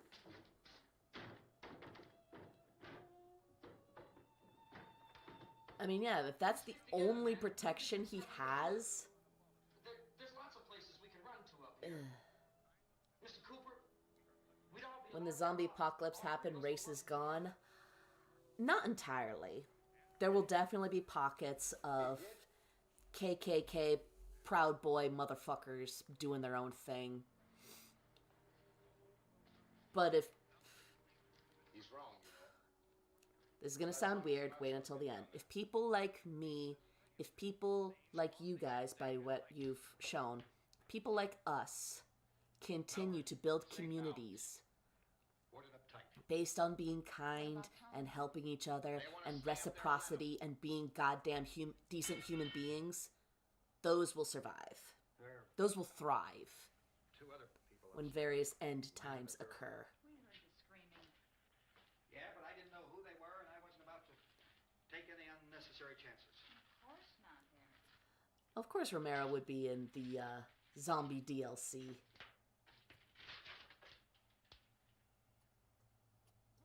I mean, it makes sense. His later zombie movies weren't that great, but She all right? I don't know what it is. She feels warm. he was always creating. Shock. Where'd you get the bandage? Some laundry in a basket. I tore a sheet. Ah, the smoking. Let them stay upstairs. Let them. Oh, what a smarty Anyway, man. monsters can get in up there. We'll see who's right. We'll see when they come begging me to let them in down here. That's important, isn't it? Yes, mediocre white men love that. What do you mean by that? And yes, I will call them out. Because they need it. Does anyone up there know why we're being attacked? Whatever it isn't just happening here. It's some kind of mass murder. It's going on everywhere. Mass murder. Radio said to stay inside. Radio. Radio upstairs. I heard a news bulletin. There's a radio upstairs and you boarded us in down here? What did it say? Nothing. Nothing. They don't know anything yet, but there's mass murder everywhere, and people are supposed to look for a safe place to hide. Take the boards off that door. We are staying down here. I didn't do that to the sound. Authorities know what's happening when they'll send people for us to tell us what to do. How are we going to know what's going on if we lock ourselves in this dungeon? See, you know. Smart lady. She knows.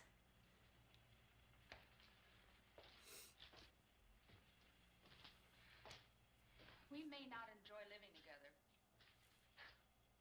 but dying together isn't going to solve anything. Those people aren't our enemies. Oh, I bet if she could, she would have divorced his ass by now. Ah, marital laws. Let's go up. Tom? If Judy would come downstairs for a few minutes, Harry and I could come upstairs. If zombies were real, would they be able to form a thought or be brain dead?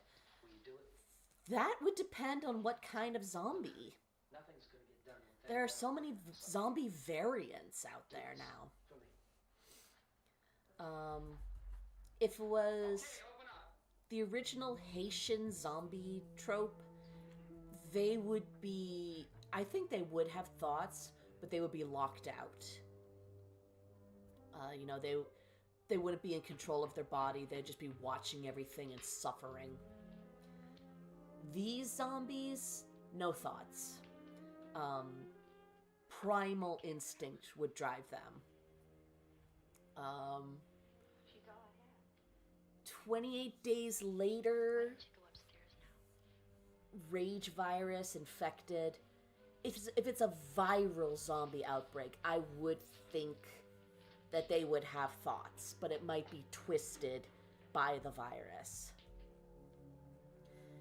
Kind of like how things like rabies affect the mind.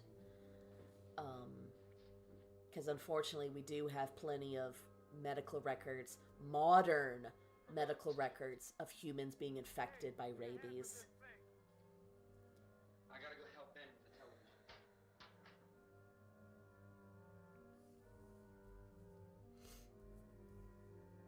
Hive mind type zombie? If it's hive mind, then no, they wouldn't have their own thoughts. They would just be transmission destinations for the united mind. Or they could just be like a bunch of programmed robots with only the thought of following their prime directive.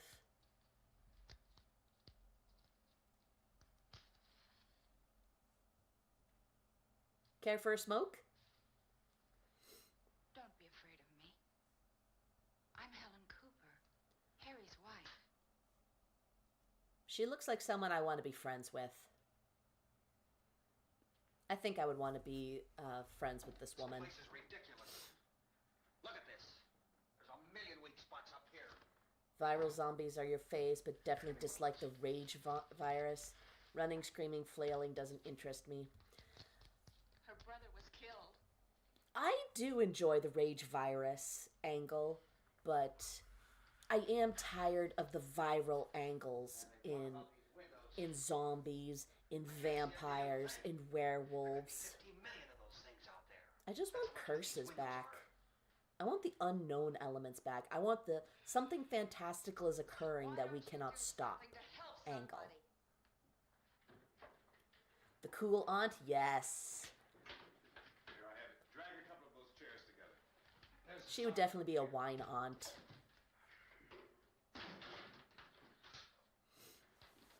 You better watch I'm more this. whiskey as I drink my highball. I don't want anyone's life on my hands. Is there anything I can do I don't want to hear any more from you, mister.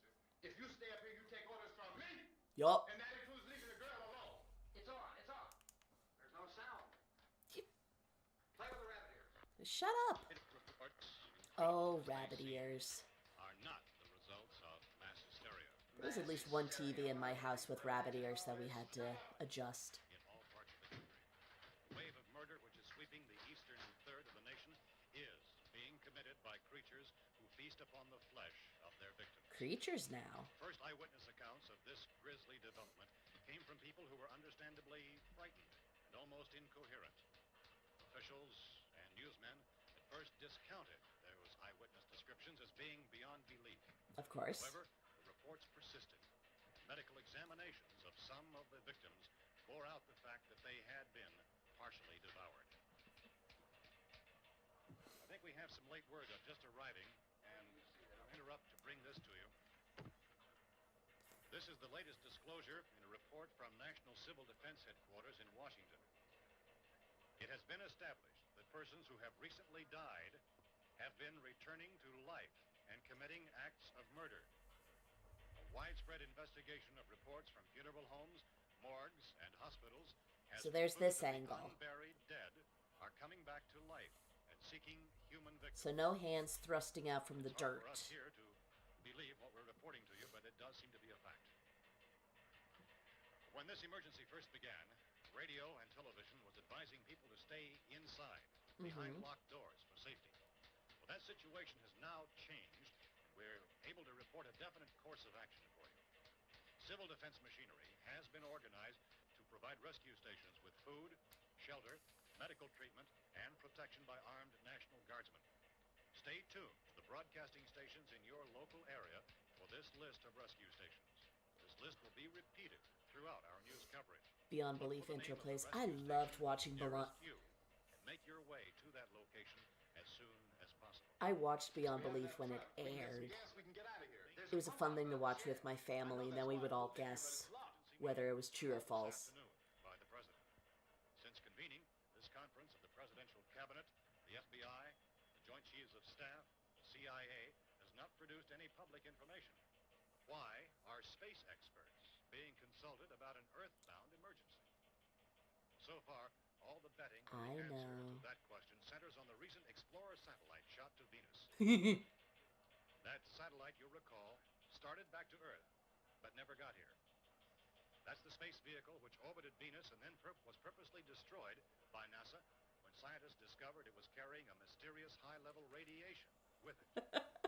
Could that radiation be somehow responsible for the wholesale murders we're now suffering? Venusian radiation leads to zombies. Those questions Zombies are best moving and try to get out of here. How are you going to get over to that pump? Look, You're coming from a meeting regarding the explosion of the Venus probe, is that right? Yes, that was the subject. This was guerrilla footage. Between this and the phenomenon, there's a definite connection. Because they're actually in the Capitol. In other words, you feel that the radiation on the Venus probe is enough to But they just look like any other media swarm. Just a minute. I'm not sure that that's certain at all. I don't think that has been irrefutably explanation that we have at this time. In other words, it is the military's viewpoint that the radiation is not the cause of the mutation. I can't speak for the entire military at this time, gentlemen. Seems to I be. must disagree with these gentlemen presently until this is irrefutably proved. Everything is being done that can be done. It's never confirmed, but the fact that they bring up Venusian radiation. I feel that there is a definite connection between definite connection is And see? The Capitol building. Doctor, please. I thought we decided that is not proved. They had no permits. Was the satellite, They just did this the satellite guerrilla was exposed style. to the usual amount of radiation enough to cause mutation under certain circumstances. Have a bearing on it. The radiation angle. The mutations. Later. Uh, Reply. Yes. I like Carmen's plan for the zombie apocalypse. Short hair, tight clothing, don't be a hero. Perhaps there will be a report. A later report. My zombie apocalypse plan, head north.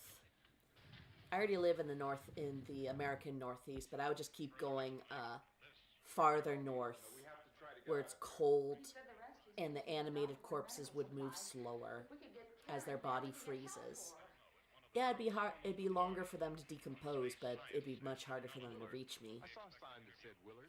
It's only about 17 miles. Then you also have the thick thermal clothing, Judy and I are both. such extra padding to keep you warm and keep the bites at bay. Judy had a radio and we And heard for front weapons, reports about this. pole We knew the arms, old house was here and we came in and found the lady Like- upstairs dead. naginatas, or halberds, Put a bar across the anything floor. to It's keep a pretty strong. distance. How could we possibly get away from here? We've got a sick child, 2 women, 1 woman out of her head, 3 men, and the place is surrounded with these things. What were the drivers in those cars thinking? They probably didn't think anything of it, just thinking like, oh, another press swarm on these officials. And the camera would have just looked like a TV camera, so Let me stress the importance they totally got away with it. for anyone who's been injured in any way. We don't know yet what complications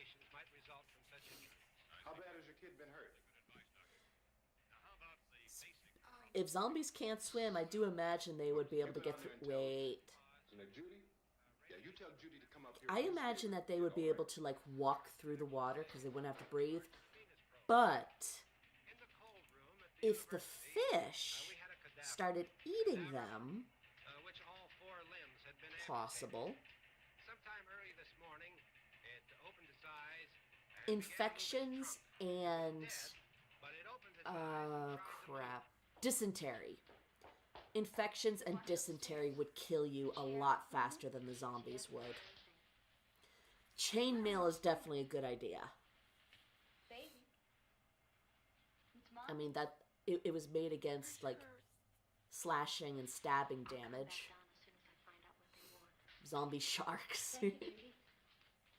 Then it comes to whether or not it's a spreadable condition. Zombie sharks. There's got to be a schlocky tale of that somewhere. Well, that doesn't give people time to make any arrangements. Oh, you're right. It doesn't give them time to make funeral Actually, to clean the chainmail, you just get a large bucket or barrel, put in the chainmail, put in a lot of sand, and rotate it. That'll buff it all. To sanitize it, that's a different question, but you could probably just stick that in the fire for a minute. Spreads or sheets to tear up into small strips, okay? Is there a Ooh, fruit cellar here? airborne zombie virus. Yeah, you're fucked. Make Molotov cocktails and hold them off while we try to escape. Hey, there's a big can of kerosene down there. I'll see what I can find. I'll look for the box. There was a movie where they crossed a river by walking on the bottom. I can't remember what it is. I'll check. Didn't one of... Was a Day of the Dead remake or something like that did something similar? Go out and try to get the gas. Or Land of the Dead, Diary of the Dead? One of those, I think. Yeah, that's right. Better be this door. It's closer to the truck. Before we go, we'll put some supplies behind the cellar door. While we're gone, the rest of you can hold up in there. I found some fruit jars in the cellar. Fruit jars! Here that's labeled for the gas pump out back. Oh, nobody properly labels keys anymore. Truck, no sweat. Land of the Dead? Yeah, that sounds about right. You're it then. You and I'll go.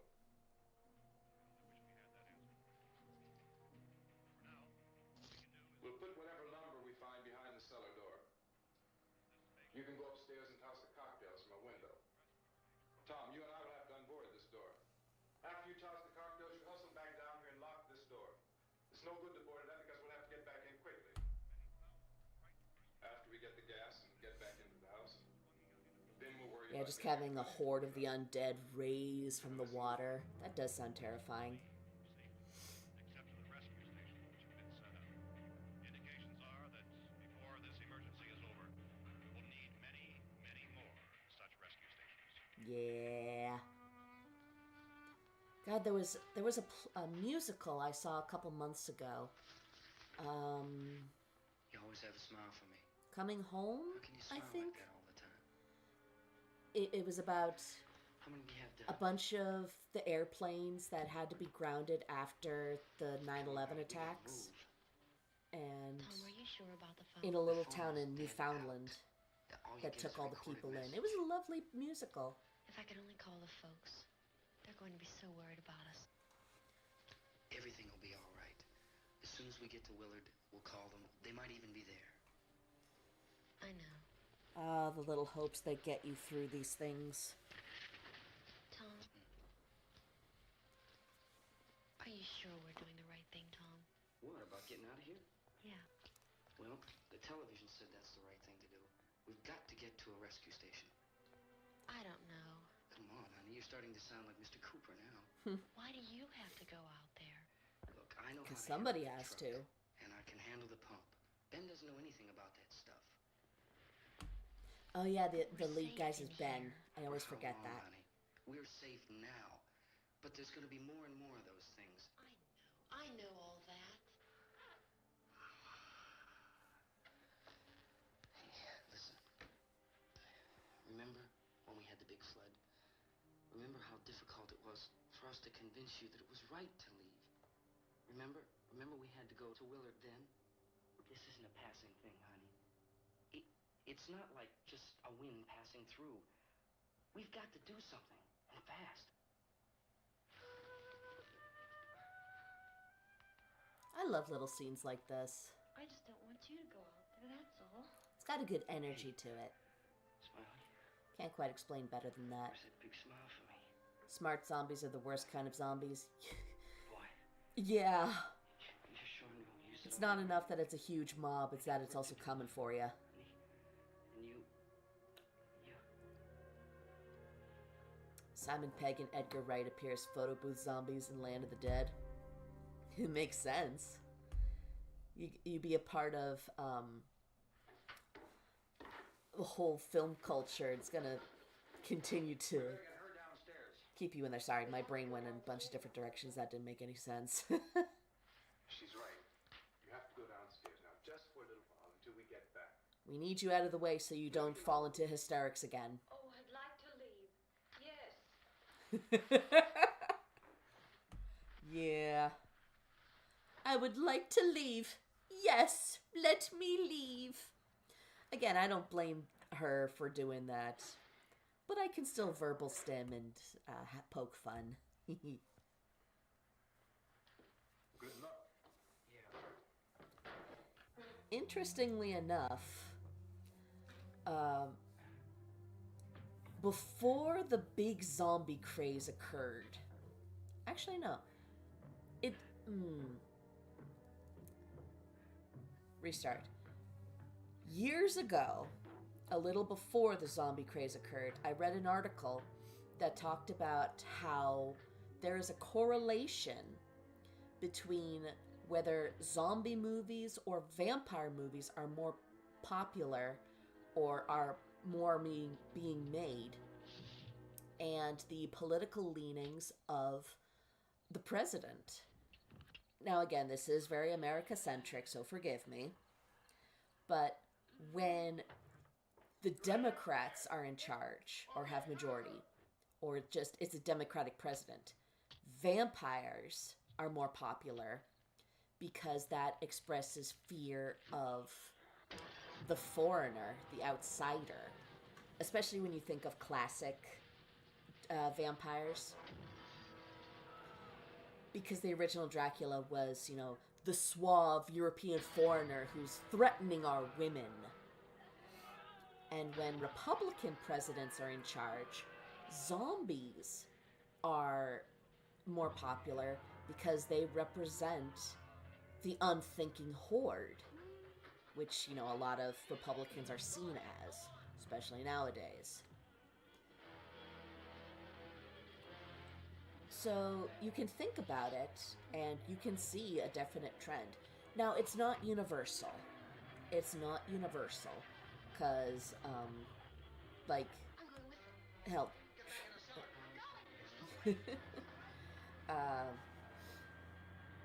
Actually, no. No, that thought isn't correct. I think I'm a little toasted from my highball. But there is a correlation. Fear of Democrats is fear of vampires. Fear of Republicans is fear of zombies. Exceptions do apply. Because it's an observation, not a rule. I've had more nightmares involving zombies than I have with vampires. Back! Back, I say! Fire bad! Fire bad!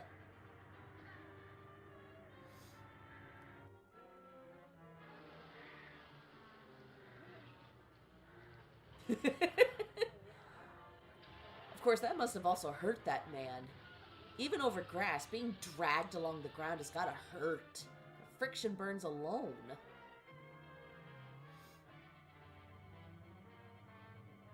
I mean, that's why if I ever see you riding a motorcycle without a helmet or proper riding leathers or Kevlar or what have you, you're a meat crayon. Enjoy that mental image.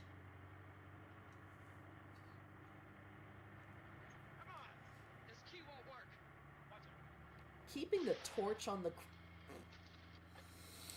Why would you... Oh, the irresponsibility. It kills me.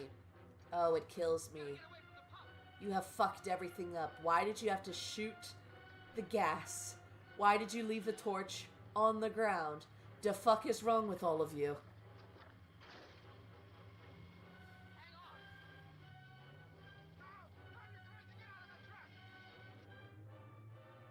Find a place to get out of the truck. Oh no. Zombies are more scarier. It's more of the inevitable, and especially the infection will always get you something. Come on, come on. My jacket's caught. My jacket's caught. Tragic. The goodness of youth snuffed out.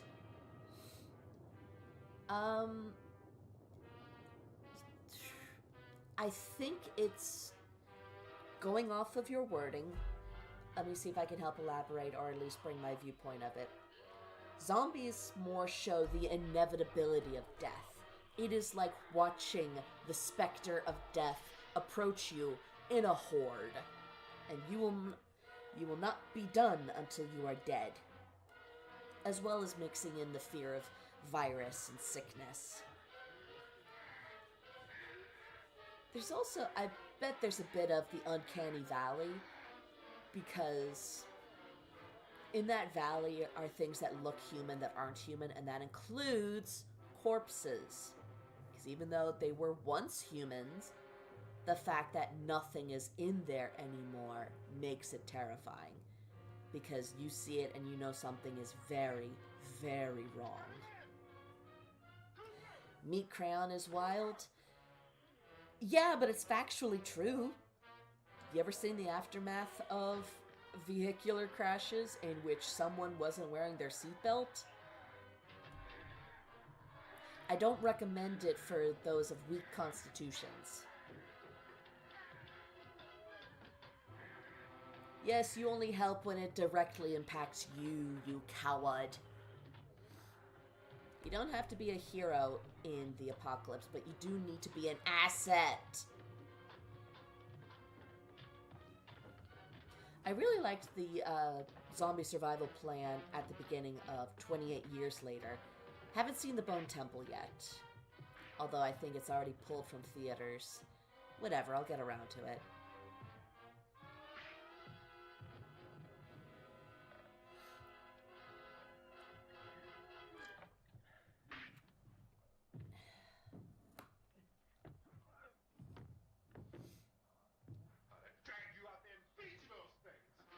They have not gone through fighting choreography.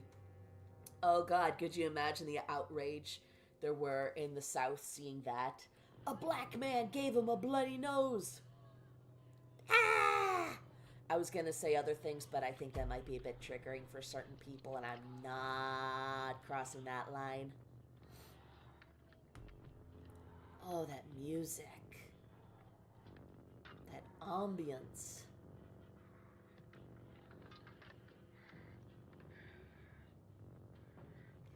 Behold, what do zombies do if before they only went for brains? Everything else. And guess what? That's real organ meat from a local butcher that they are eating. That's a liver. They are actually putting raw organ meat in their mouths. I don't know how long I could do that before demanding that I be allowed to spit it out. Be an asset, not an asshat. Yes.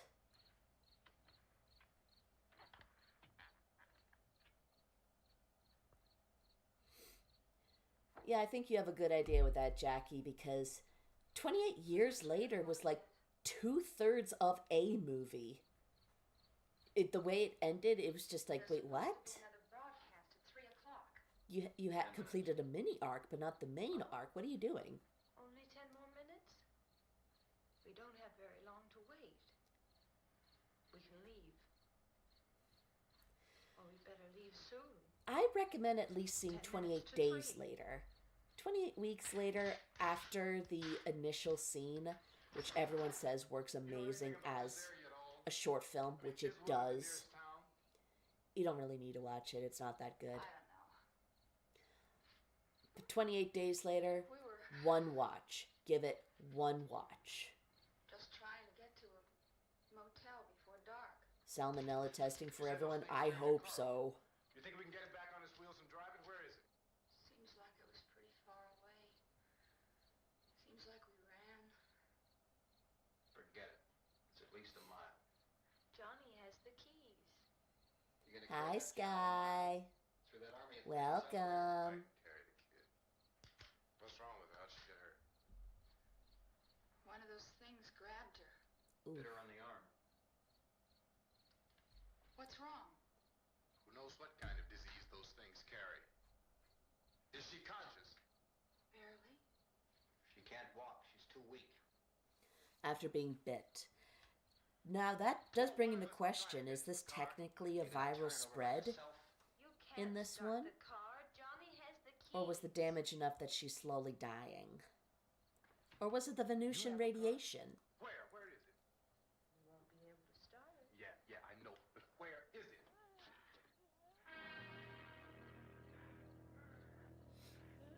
Don't play with your food, sir. Usually like waiting on things until they're completed. Don't like watching a movie that is either part of a trilogy or a season that is still ongoing. There are pros and cons to that. There are some pieces of media in which you need to have that little waiting period. Especially in things like a serial. At this hour, they report the level of the mysterious radiation continues to increase steadily. Yes, So long as Venusian the radiation. situation remains, government spokesmen warn that dead bodies will continue to be transformed into the flesh-eating ghouls. All persons who die during this crisis, from whatever cause, will come back to life to seek human victims unless their bodies are first disposed of by cremation. Our news Cremation. cameras have just returned from covering such a search and destroy operation against the ghouls. This one conducted by Sheriff Conan McClellan in Butler County, Pennsylvania. So now let's go to that film report. All law enforcement agencies and the military have been organized to search out and Yeah, some things destroy are worth marauding ghouls. blitzing The survival or command marathoning, center at the but Pentagon has disclosed that a some ghoul things can just be killed should by a be shot in the head slowly or a heavy consumed. blow to the skull. Officials are quoted as Let it explaining sink in. that since the brain of a ghoul has been activated by the radiation, the plan is Kill the brain, and you kill the ghoul. Want anything from the supply wagon, Gus? No, we're all right. Hey, Cass, put that thing all the way in the fire. We don't want it getting up again. Nope. Chief McClellan, how's everything going? Oh, things aren't going too bad. Men are taking it pretty good. You want to get on the other side of the road over there? Chief, do you think we'll be able to Do you think this is supposed to be like a day for Well, we night killed shot? 19 of them today right in this 'Cause that's area. pretty Those brightly last three lit. We caught trying to claw their way into an abandoned shed. They must have thought somebody was in there. There wasn't, though. We heard them making all kind of noise. We came over and beat them off, blasted them down. Yeah, okay. Chief, if I were surrounded by 6 or 8 of these things, would I stand a chance with them? Well, there's no problem. If you had a gun, shoot them in the head. That's a sure way to kill them. If you don't, get yourself a club or a torch. Beat them or burn them. They go up pretty easy. Well, Chief They McClellan, go up pretty easy. take you until you get the situation under control. Well, that's pretty hard to say. We don't know how many of them there are. We know when we find them, we can kill them. Are they slow moving, Chief? Yeah, they're dead. They're all messed up. Are you be able to wrap this up in 24 hours? Well, we don't really know. We know we'll be into it most of the night, probably into the early morning. We're working our way toward Willard, and we'll team up with the National Guard over there, and then we'll be able to give a more definite view. This Thank you very character. much, Chief McClellan. This Chief is Bill Cardell, McClellan. WIC TV 11 News. Thank you, Bill, for that report. Official spokesman declined to speculate just how long it may take. Yeah, to kill off. it's actually impressive if a zombie goes up in flames pretty well. It's probably because they've lost a lot of water in their bodies. Because the human body does not Is the fuse box in the is not very flammable. I don't know. Which sounds like a weird thing to say, but it's just an interesting thing to know. The power lines are down. I mean, hell, even hair. It'll burn for a bit, but it can't maintain. Haven't people are dead already on account of that guy. Take a look out that window. On account of him. He's trying. I don't know. I would probably follow Ben's plan just because I would not want to be in one place. I'd want to keep moving because I'd be scared. Or at the very least be around a lot of trained individuals. That's where you want to go. You want to go where the smart people are, where the people with experience are. Best fuel is dry wood. Yeah. Oh, you want to know a really fun fact? The kinetic energy in, like, a log is the exact same amount in, like, a stick of dynamite. But it comes out slower, which is why it doesn't explode like dynamite. That's just really interesting thing to think of, is that if you sped up how much a log could burn, it's the exact same as, like, a stick of dynamite going off. And I'm not explaining it well, but it's still really cool to understand that there is a stationary amount of energy in everything. Go ahead. You want to stay up here now? Helen, get the cellar. Coward. Get the cellar now. Move. I hate characters like him that just want to survive. Because it's not enough to survive to live. You need to thrive. If you only protect your family, what's left to live for? How will they continue afterwards? You were too much of a threat, sir. You needed to be put down.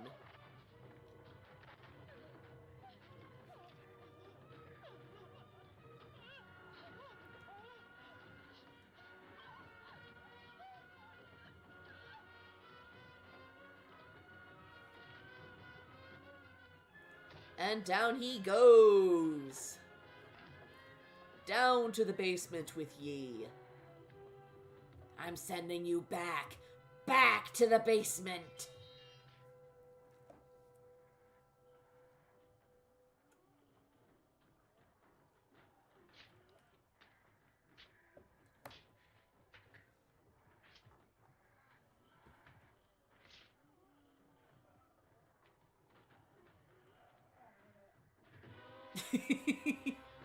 I'm sorry, that was a bit melodramatic. It's the...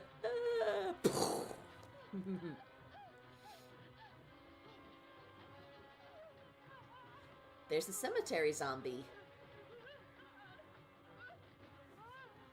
Any explosion is basically a very, very speedy fire. It's about the speed of the fuel can burn. Yes, thank you. That's what I was trying to say.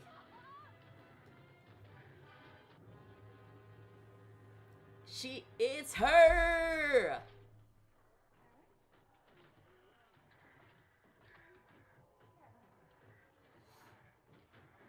Yeah, if you've ever seen posters for Night of the Living Dead with a creepy zombie girl, it's this girl.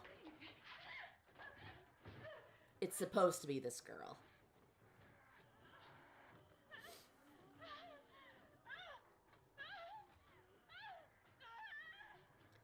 Being killed by your own child with a trowel. That's screaming.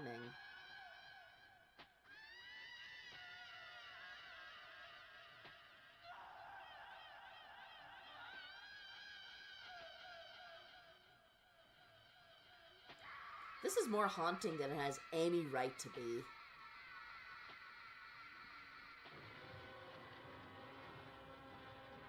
Is it weird that I'm really happy that YouTube hasn't flagged me again at this point? I'm gonna piss off that platform so much.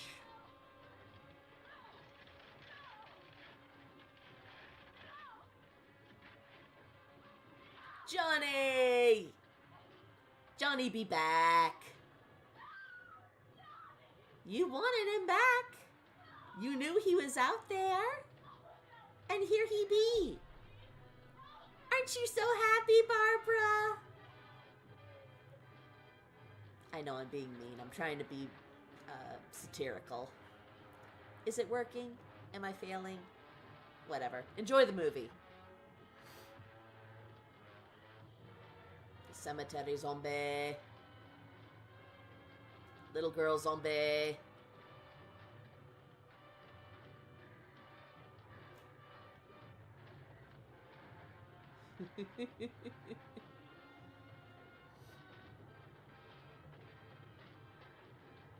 And yeah, there he is in the basement now.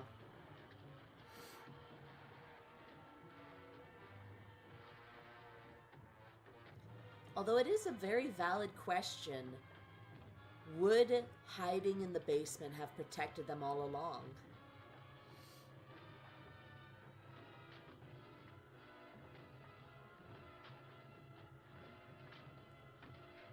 Because I still think Ben was correct in choosing to not hide down there.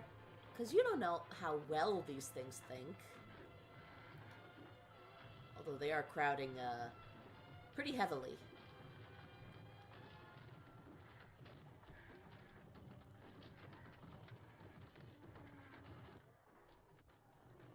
Although that wall be moving quite a bit. I would be very nervous if I saw the wall moving like that. I love this track.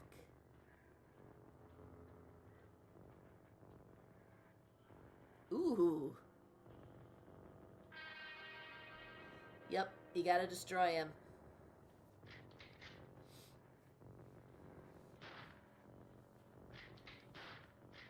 How do you kill what is dead? I just aim from the hip and I just swing from the hip and I aim for the head. Yep, you gotta do it to her too. You gotta do it. You gotta do it. Double tap. Double tap.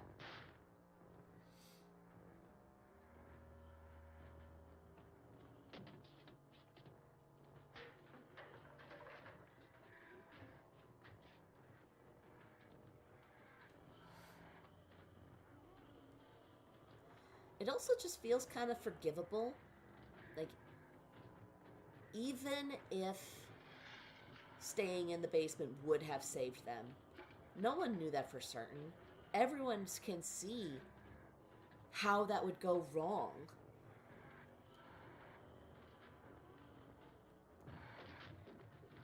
So it never feels like one of those everyone does the stupid thing. This one feels more like everyone was trying their goddamn best.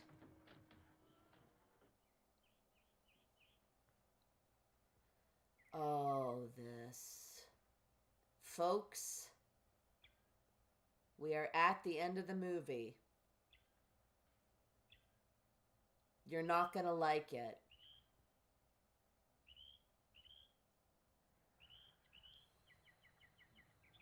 Because I know at least some of you are watching this for the first time. If you know, shut your mouths until we get to that point.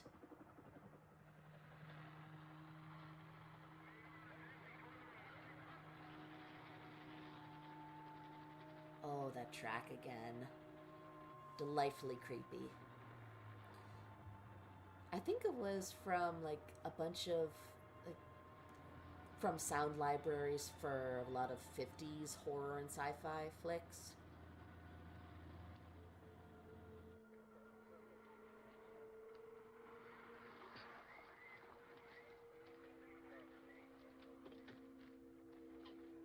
Doug is the goodest of good boys.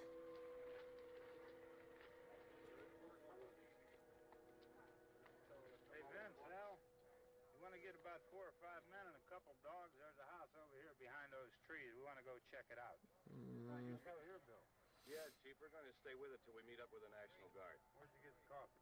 One of the volunteers, you're doing all the work, you take it. Thank you. You're doing all the work, you take it. Here, take my coffee. We'll probably get into Willard then. I guess you can go over there and meet the National Guard. Nick, you and the rest of these men want to come with me? Well, Bill, let's check in the office, see what's happening. All right, Steve, tell them we're going to stay with it, and everything appears to be under control.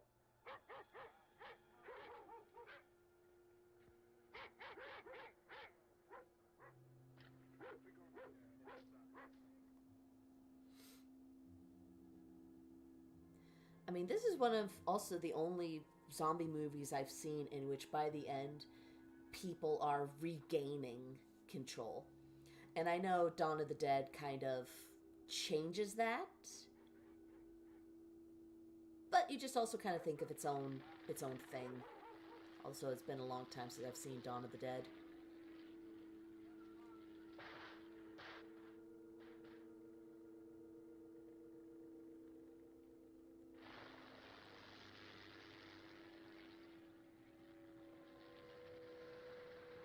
They need you down there by the barn. Okay. Some of you guys can follow the wagon down. I only need a few men to check out the house. So many of these guys look like good old boys. Cook out here, Vince. Yeah, sure looks like it, Tom.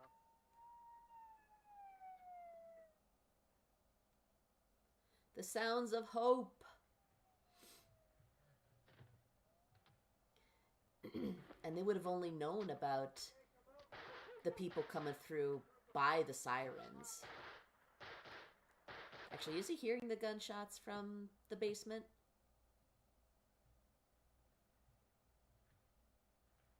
Doesn't quite seem like it.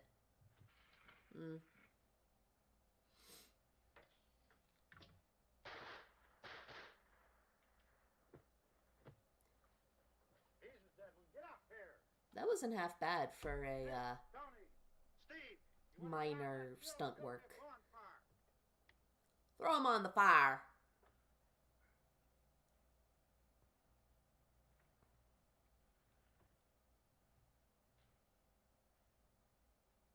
You, drag that out of here and throw it on the fire.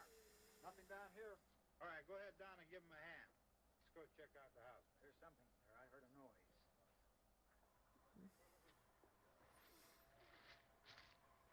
All right, Vince, hit him in the head, right between the eyes.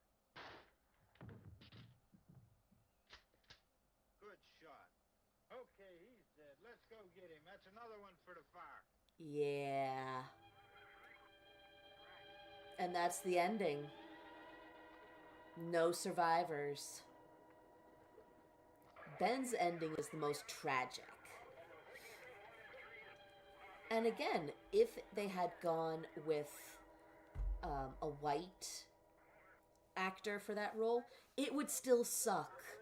It would still hurt, but having it be a black man hurts so much more. Dwayne Jones, yes. Dwayne Jones, wonderful actor in this role. And that is Night of the Living Dead. That's how it ends. That's how it ends. And while I say, you hate it, it's a good ending. Not every good ending is a happy ending, but tonally, it feels correct. And downer endings are really good for horror. Just so long as... Actually, no. I was about to say just so long as it feels fair. But no. Like, there's funny games. There's the German version, the original German version and the American remake. I primarily remember the German version because I saw that one first. That movie judges you for watching it and looking to enjoy it. It is a mean-spirited movie, but it's done well. It's the kind of hate that I love. You love to hate it. It makes you so angry because it wants to make you angry, and you appreciate it for doing that. Wow, that's a lot of suggestions.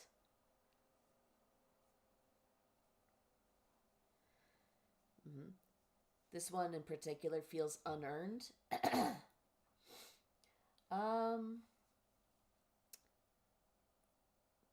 I kind of disagree because, it just kept, you reached a point where people kept dying and slowly dying. So it makes sense that by the end, no one gets out of it. Thank you for the movie watch. Goodbye, good night. Have a great weekend and a happy early Valentine's Day, Teddy. Happy Valentine's Day to you, Laughing Stock. I hope you have a good weekend. You saw that ending coming too. Yeah, sometimes it just leads to life sucks, everyone dies. Yeah. Original German version of Funny Games on Blu-ray. Ooh. Yeah, that is a movie that hates you for watching it.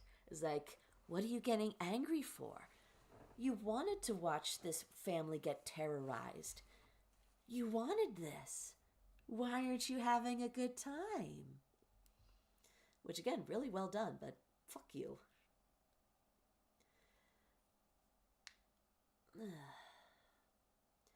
Night of the Living Dead makes it clear that tragedy is the way for the characters. Yeah. I'm trying to think of some examples of where I've seen it done well and where I've seen it done poorly without too many spoilers. Like I said, in a lot of horror movies, you can get away with tragedy and with everyone dying because thematically it fits. And it can get difficult to judge when it's done well and when it's just the director or the screenwriter, whoever, just hating the audience.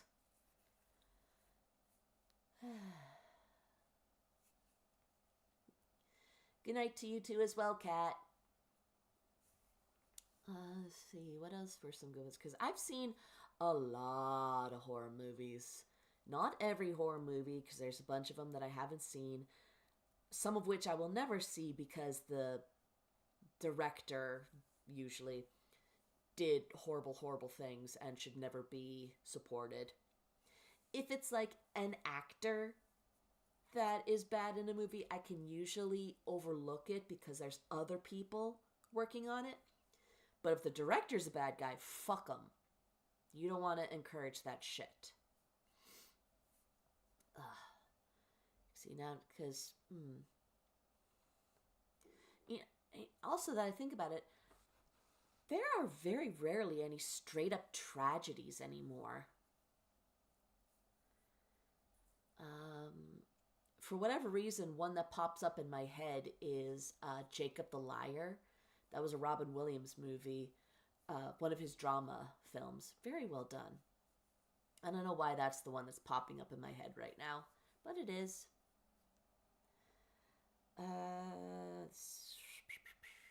Thinky.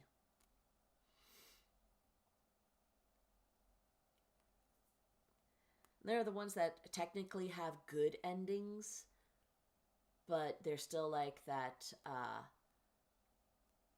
the survivor has still been ruined by the experience. Not sure if ruined is the correct word. Yeah, I don't know. My brain stopped working a while ago, and I can't quite pinpoint where. So I hope you guys enjoyed the movie. So now I know I can't be doing a lot of film. I can't do a lot of watch parties. Because fuck when I try to do that, right? Right? I don't know. Maybe I'll try to contest it. Maybe not contest it, but basically like, hey, I had every right to host this. What the fuck is wrong with y'all? Or maybe I would need to look up the copyright from Honest. I don't know. It's messed up. Traumatized? Good. A good horror movie should traumatize you. Oh God, I love the ones that traumatized me. Hereditary was fucked up. And Midsommar. There were a couple scenes in Midsommar that was like, I saw it coming. I knew, like, I saw the signs and I knew what was happening. So I'm like, oh no. And it's especially rough when you realize it early. So you're just sitting on minutes of tension. A lot of people say that they were truly traumatized after watching Ari Aster's student film. I think it was his thesis film. It's a short film. Since Ari Aster did Hereditary, Midsommar. He also did Beau is Afraid, I believe. I haven't watched that. I'm not going to watch that because I don't need to deal with a 3-hour-long anxiety attack. But his short film, Strange Thing About the Johnsons, that messes with a bunch of people. It's definitely like a what the fuck, but I've seen far worse. But it was well handled, I will say that. Did I watch the director's cut of Midsommar? Basically definitive. No, I watched the theatrical version. I might check out the director's cut because it's usually interesting to see what hit the cutting room floor and whether or not it was deserved. Because sometimes you gotta cut things for the sake of timing and pacing. Because yeah, sometimes movies just go on a little too long. It's a delicate balance that's really hard to capture, especially when certain movies are trying to be for all audiences. No, you have to pick a demographic, even if that demographic is people that will like this. The more people you try to appeal to, the less appealing it will be to everyone. Ari Aster's new film Eddington is pretty good. It's a dark comedy, satire, and politics. I did notice that. I haven't seen that one yet either. I think my current director obsession, because Aster was that for me for a while, but right now it's Robert Eggers. Oh my god. So I saw The Witch and The Lighthouse at home on Netflix, because I didn't see it in the theater. I just didn't. Although I'm kind of happy I saw it at home because I had subtitles, especially for The Witch. That thick. It's not Old English, but old, like thick colonial dialects. How about that? I needed the subtitles for that, and a bit for The Lighthouse. I saw The Northman in theaters. That was his weakest one. It's not a bad movie by any stretch, but it's weak compared to his other works. Nosferatu, oh my god, yes. And his upcoming film Werewolf, oh, very much looking forward for that one.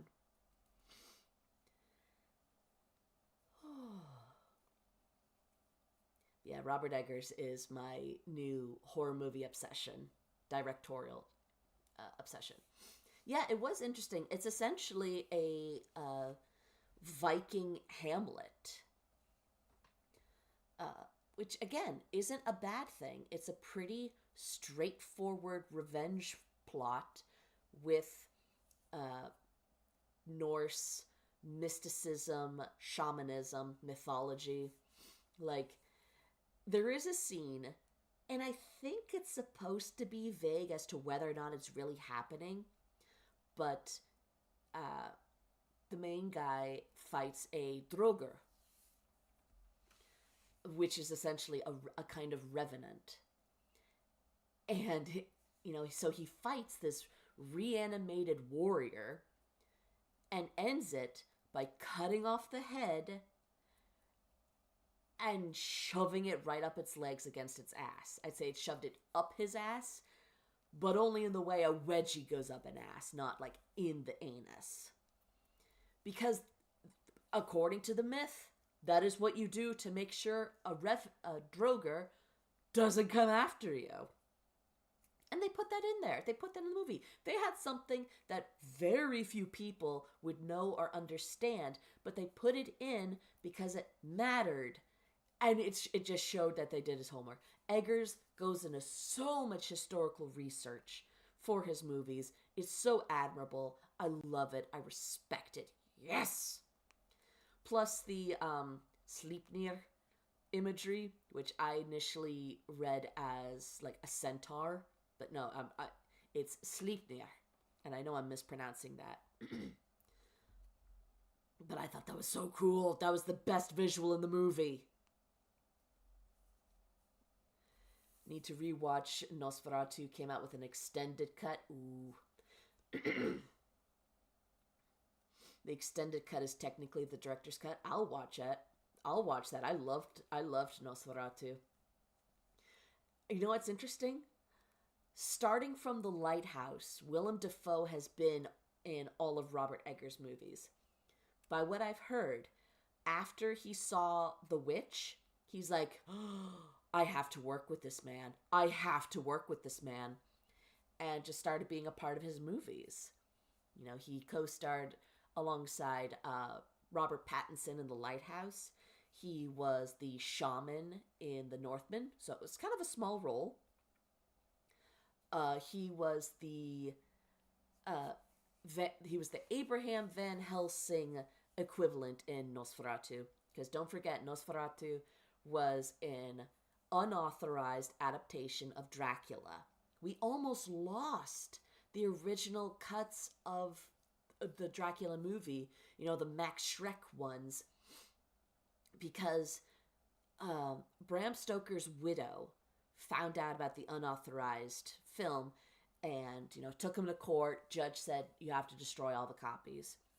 Which, on the one hand, it is technically fair because, you know, she's making residuals and royalties off of her dead husband's writings. And I don't know how much money she had or was able to get at the time, so. But on the other hand, that Nosferatu movie is a work of art. And that's also where I determined, well, or at least put my foot down, don't watch a colorized black and white movie. I've seen like one or two in the past, and the colors don't usually look right. And that's partly because when you had black and white footage, you had to use color in odd ways in order to make it work. Like, I'm sure you've seen pictures of the Addams Family house from the black and white TV show. The walls were pink. You had to use color in unnatural ways so it would show up well on film. There's even this really cool transformation scene in, I forget the name of the movie, but I can picture the scene. It's where this woman reveals herself as a witch and the one behind all the stuff going on in the movie. So she like does a dramatic removal of like a wig or something, and she becomes haggard. What they did was they had special makeup on her and changed the lights. They changed the lighting so it would show different. They used color theory, just color theory, to do an awesome transformation effect.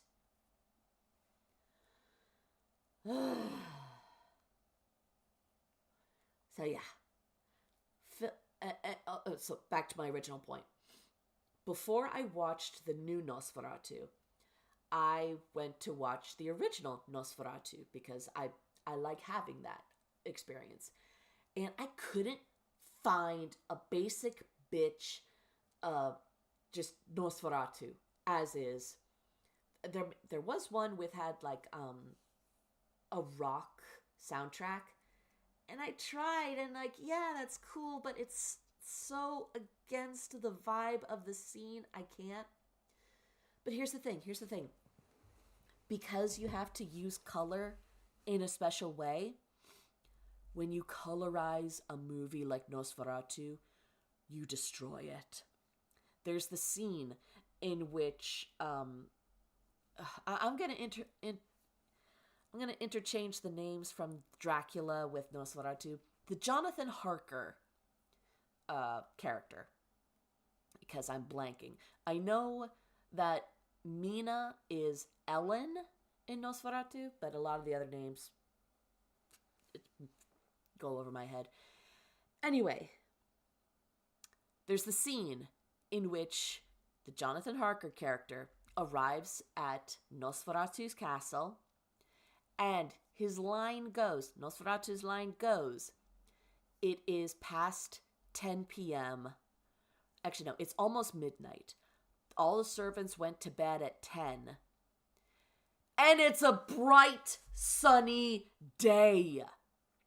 If you just had left that blue filter that represents night, it would have been fine. It would have been absolutely fine, but no. They had to color it and make it so goddamn obvious it was in the middle of the day that him saying it's midnight is absolutely weird. Don't colorize black and white movies. I can appreciate the technique and the work that went into it. Stop colorizing black and white movies. Yeah, I tend to have a lot of strong thoughts, feelings, and the occasional crash out when it comes to movie making. I'll probably never make a movie or be involved in making a movie. Although I did go on a few dates with this guy that used to be a small to medium director in Hollywood. I'm not going to say his name just for his own privacy.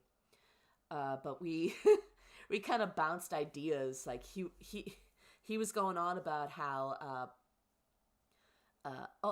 what if there was a movie based on the Gingerbread Man? I'm like, you mean like the Gary Busey Ginger Dead Man? And he's like, no, a different version. And so he gave, and we just kind of like bounced back and forth. He gave some details. I came up with a very rough timeline of events. He gave some ideas. I gave more ideas. It was fun. And honestly, I was looking forward to like coming up with more ideas with him.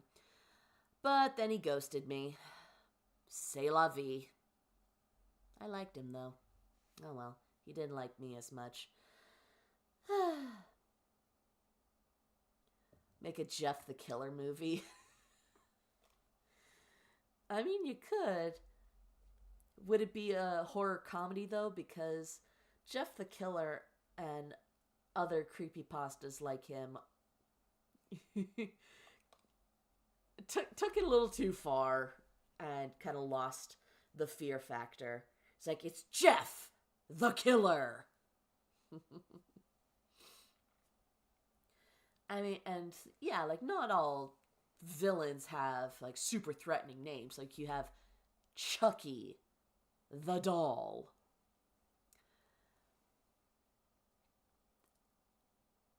Jeff felt a feeling. I just had a thought. I think I lost it for a second. Hold on. Reeling it in like a fishing line. It's because for the Jeff the Killer creepypasta, we're told that he's scary. It's not enough to be told that something is scary. We have to see it be scary without it being a try-hard. It's a delicate balance. It's harder to make an effective story, character, setting, plot than people might think. You would make it into a serious film? I would love to see the attempt. I'm not saying that it can't be done. I'm saying it's difficult to be done. And that's why I'm all the more curious. Because that would be pretty cool. And like part of, I didn't see it because I knew it was going to be bad. The Slender Man movie. It came out way too late. It came out way too late until long after Slender Man became meme material instead of just being the horror. Like there was Gender Man for one of the parody siblings of Slender Man. Let's see, what were the other ones? There were some other Slender Man things, like especially once it got a suit and the tentacles. Once it cemented a uniform look is kind of when it started to hit downhill. Once you can like streamline something like that, it's on its way out. Pitch the idea to A24, worth a shot. I like how they give a lot of films a chance. You don't have I don't like every A24 film, but when I see A24, I have hope. I have hope that it's going to be enjoyable to some degree.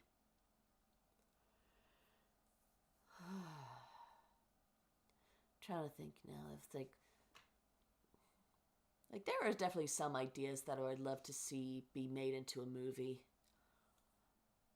If I could see any creepypasta done into a movie and done well, let's not forget the attempt at a creepypasta style horror movie that was The Bye Bye Man, which bombed so hard.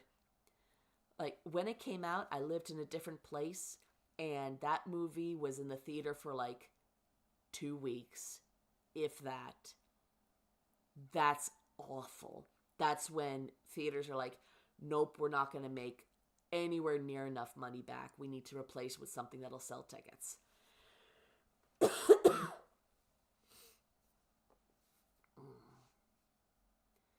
They should just make it into a series. Creepypasta would have been good as a series. Yeah.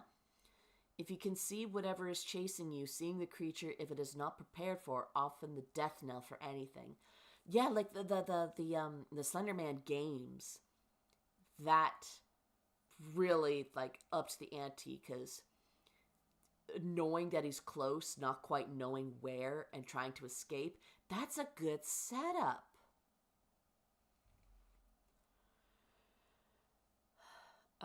Let's see.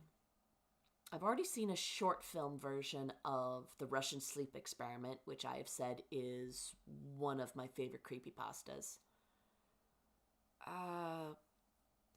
For some of them, you might need to change up the ending, because for some of them, it doesn't quite land the ending. Usually because too many of the authors try to explain everything instead of just leaving questions. The other Slender Man were Tender Man and Splendor Man. Yes. Yes. I remember those. God, Tumblr was a wild place to be on during that time. There was also that Sci-Fi Channel show, Channel Zero, that was it, where the first season was about Candle Cove, and the second season was No End House. Marble Hornets, yes! Yes.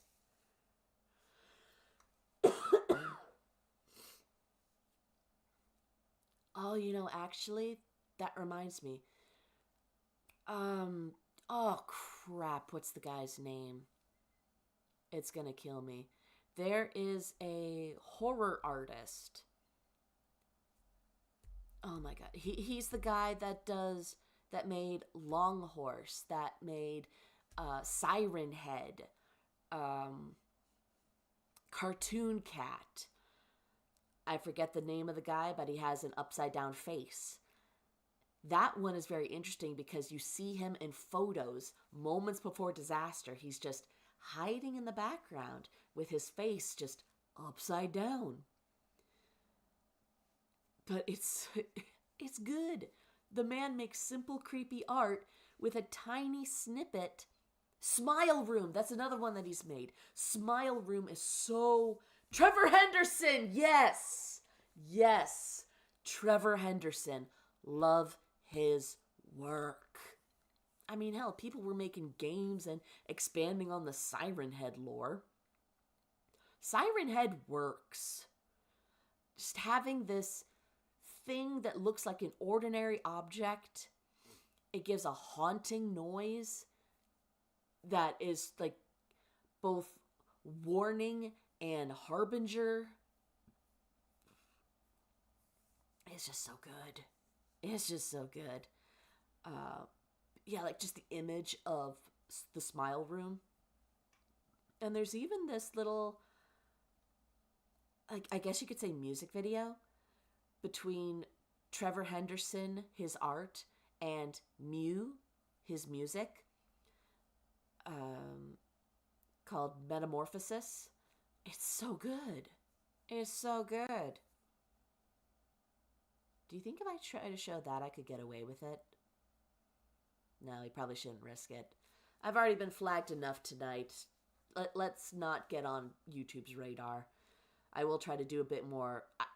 I want to do some research into what was going on trying to play monos. Because again, that wasn't fucking fair. That wasn't fair at all.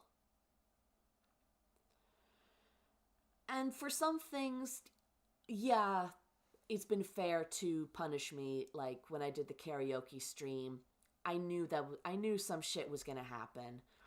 I didn't realize you could have your stream interrupted like that. That was new to me, but you know, we got through it. Nothing too bad happened, at least on the creator side.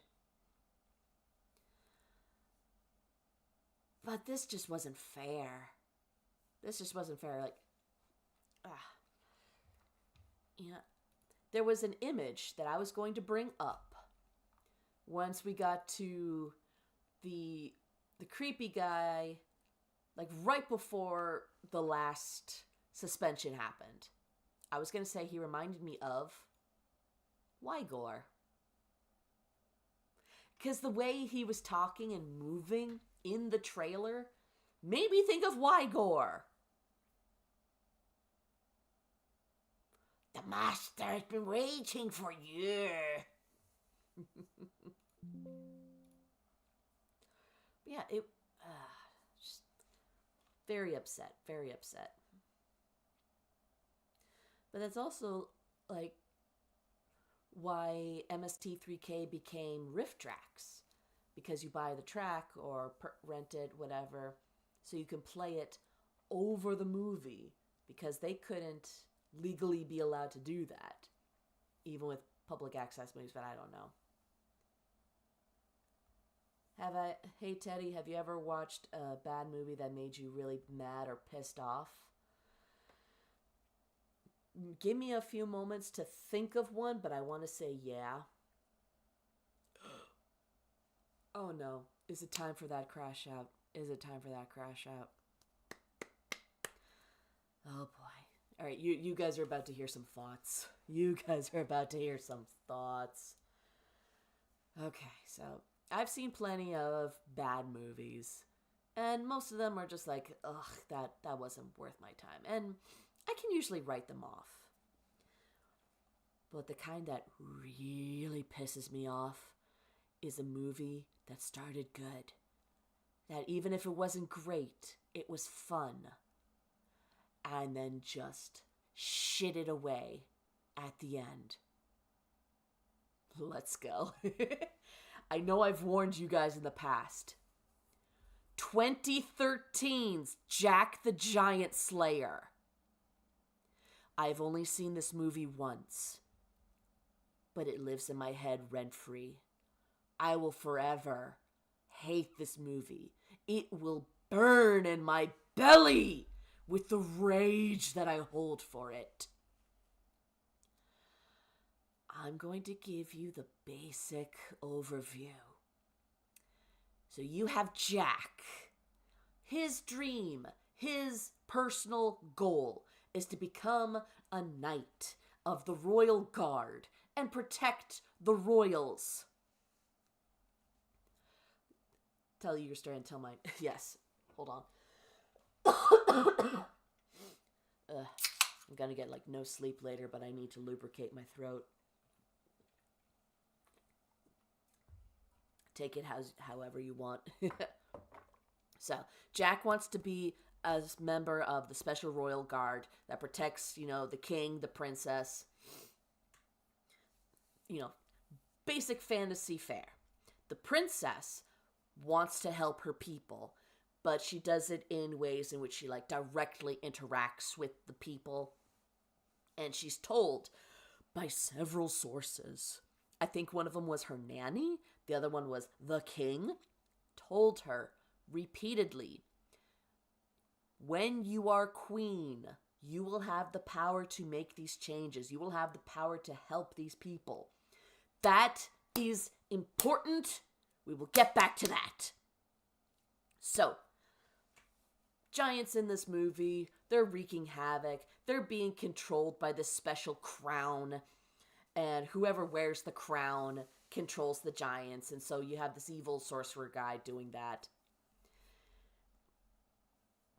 Story happens, blah, blah, blah.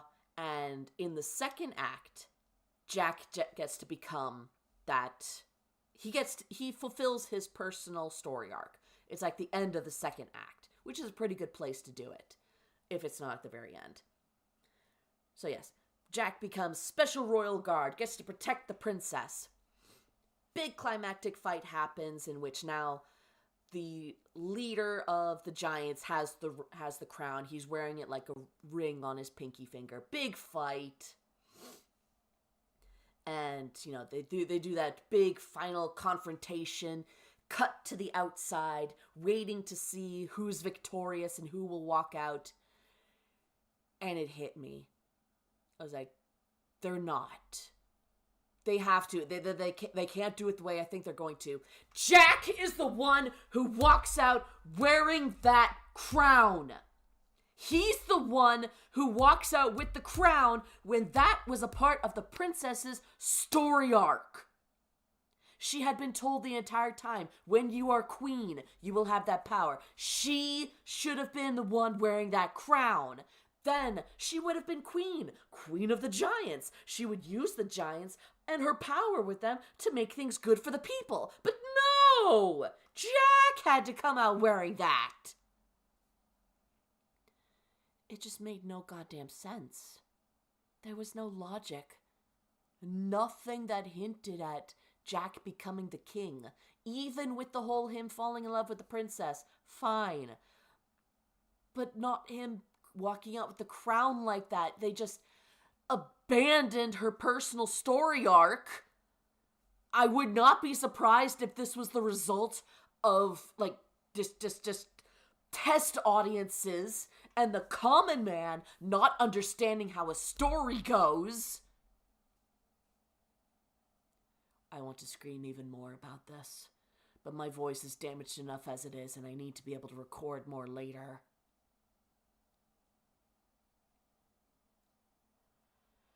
I don't have water available. We can't, this is a family-oriented channel. Is it bad that I kind of liked it? It was mainly due to the giants, though. That's fine.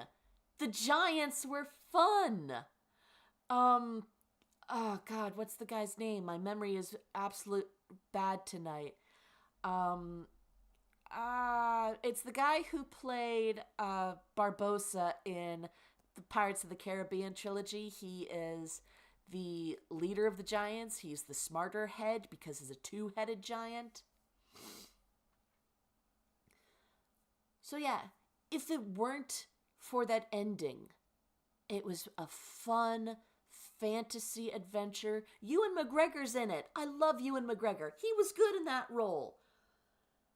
It would have been just a fine, fun movie. But I am a snob when it comes to storytelling. You can do new things. You can try new things. But don't set up a character arc and then abandon it.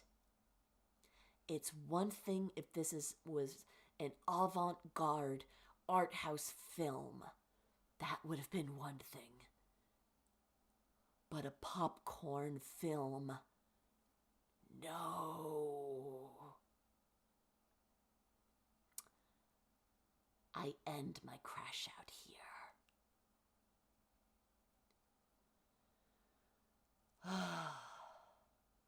I could scream more, but you can hear how much I've already screamed my voice out. It would have had prime sequel territory, give the princess the crown, she perhaps lets the power get to her, and then Jack has to deal with that. That could work if the movie didn't flash forward to Jack telling that story to their kids.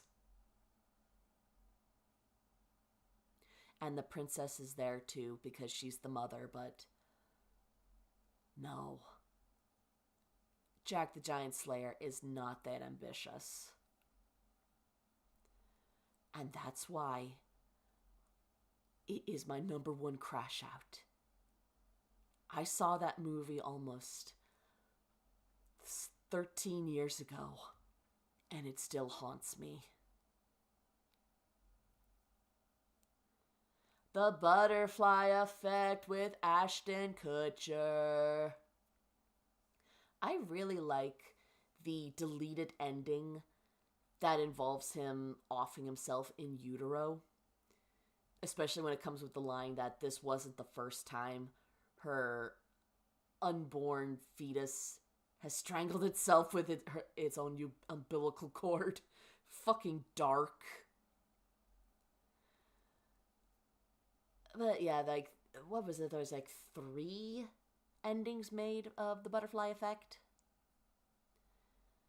Yeah, that's definitely another one of those schlocky thrillers.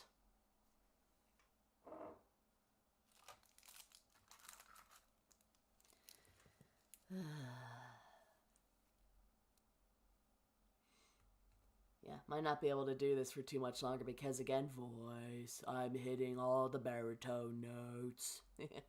Although it is good for practicing where to put my voice. I'm trying to expand my vocal abilities a bit.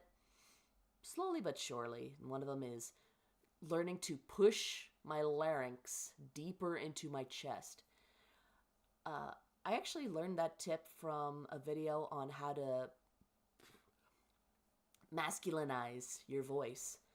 Mostly from the angle of trans masks. But hey, get your advice where you can. Like just trying to push it really low in your chest so you can take advantage of the bass effect of your own body. It's not, I definitely can't pass for a man, but I definitely don't sound just like I'm trying to do a hoarse voice. Excuse me. And I don't have that happen. I will definitely make sure to have plenty of rest. I'm sleeping in tomorrow. I mean, that's mainly why, that's one of the main reasons why I do a Friday night stream is because I can sleep in. I think you mean Ashton Kutcher and Ashton Butler. Are you mixing him up with Gerard Butler? His character was a complete fuck-up from beginning to end. Most of the so-called choices were just bad no matter what. Yeah. That was kind of the point of that movie.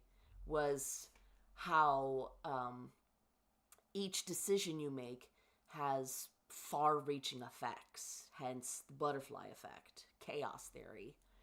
That was definitely one of those downer movies, but of course the official ending they went with, they had to make it brighter and cheerier for the general public because nobody can handle feeling down for 10 minutes. I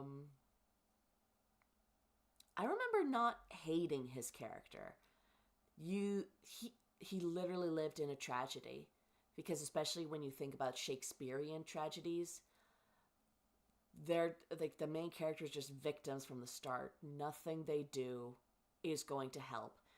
And you get the feeling that no matter the choice they make, things will end up bad because that's just the kind of story they're in. My bad mispronounce. I'm assuming you mean you're doing speech to text, which is fine.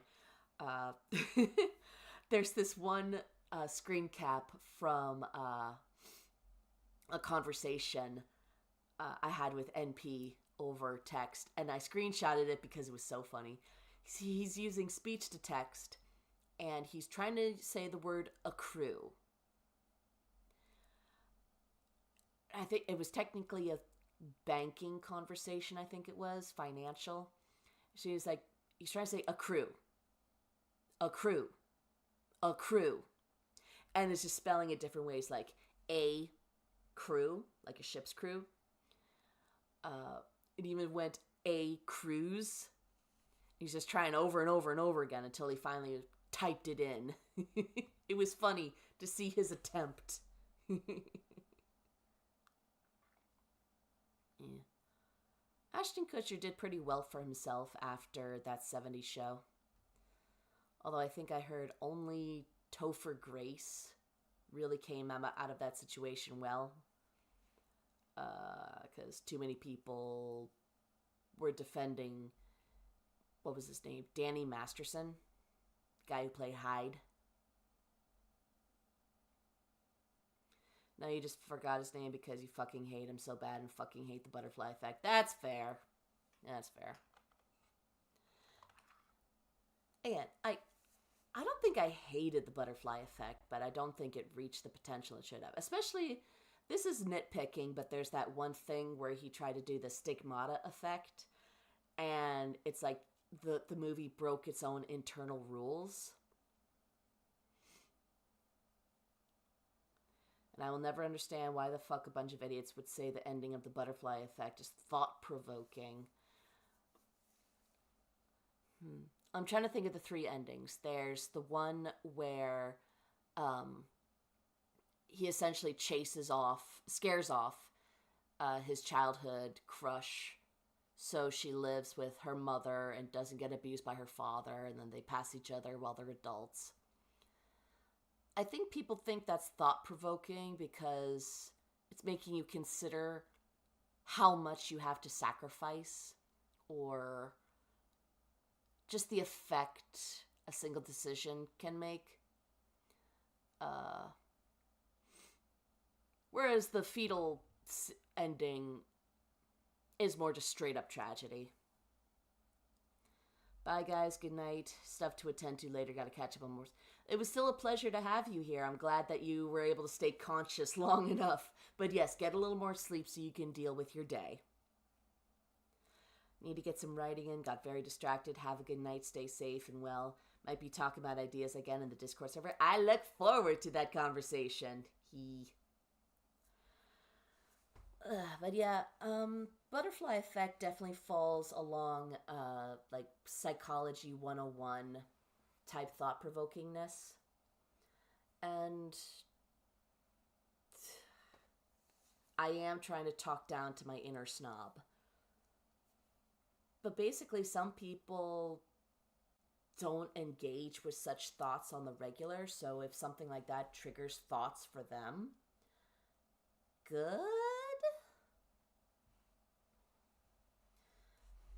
Because, you know, you gotta start somewhere.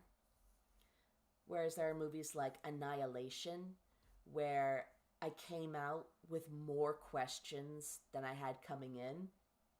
But in a good way! That was definitely the kind that, you know, was supposed to unnerve you, give you ideas, make you question things. I loved Annihilation. That was such a beautiful movie. There's nothing thought-provoking about the butterfly effect in general. No, that movie does have merit. I'm not saying you have to like it. I'm not necessarily saying it's good. All art is subjective.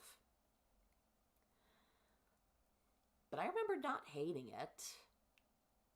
And then again, like, I do admit, I am the type of person, I enjoyed Mother with Benicio del Toro and Jennifer Lawrence. I enjoyed Skinamarink. Skinamarink, not like, it's not pretentious, because it's not acting like it's smarter than what it actually is, which is pretty much what pretentious is. It is an experiment. It's just trying something new. And that's not going to work for everyone. I absolutely saw how there were plenty of people that didn't like it. I thought it was a good experiment. I thought it was interesting. Let's see. Good night, Doba King. Wish they did more with Annihilation or expanded on it. All the hybrids and the shimmer effects were so cool. Yes! That's why I still gush over the bear.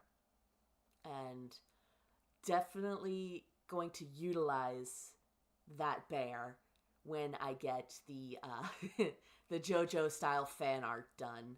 I have ideas. I'm working on them.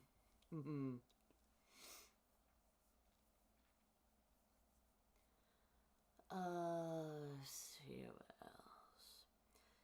But yeah, like the I want to say like it was a stag, the mirrored stag. That was a really cool effect. The flower people, the crocodile with shark teeth. That scene, like that scene, definitely got overshadowed by the bear, but it was still a really good effect. And I think Annihilation is part of a trilogy of books. I have not read them. I definitely should. There's a lot of things I need to read or watch or listen to.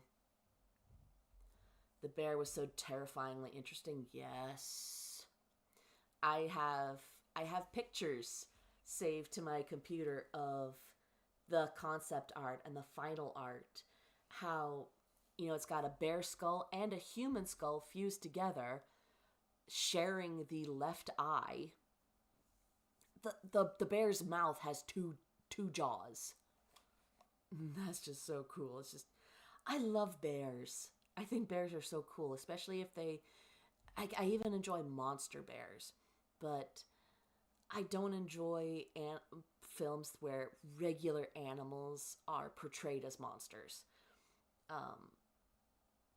Now something like The Revenant with that bear, that's fine. That's just a horrific attack. I'm talking about like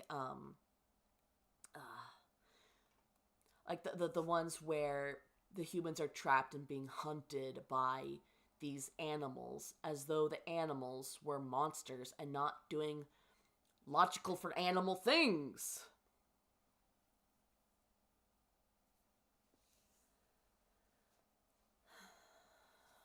Let's see what. Oh, and there was like the in Annihilation where they see the human body that's like also turning into mold. Oh, it's so grotesquely beautiful. Grotesque and beautiful. I love that shit.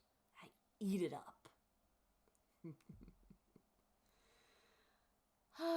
So yeah, I guess the idea of me becoming a horror host is not gonna happen. It's not in the cards.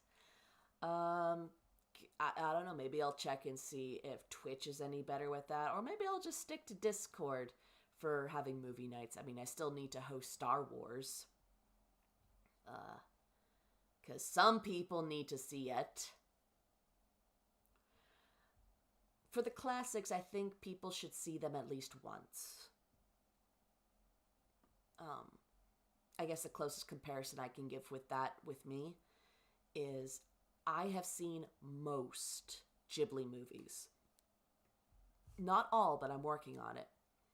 And the one I liked the least was Tales from Earthsea, or Tales of Earthsea. That was directed by Goro Miyazaki.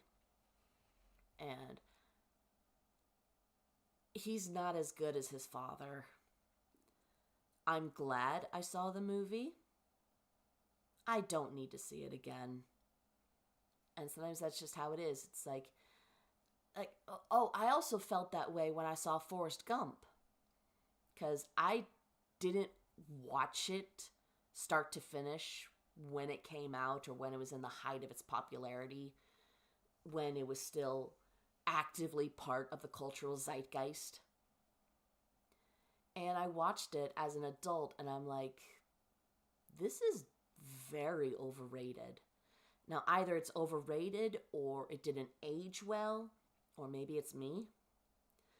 But it's one of those, like, I'm glad I at least saw it, and now I can understand more of the pop cultural references, but I don't need to see it again. The moment you said Star Wars, Miss Hyde fell asleep. I guess that's her sleep trigger word. Just go up to her, say, Star Wars, plop.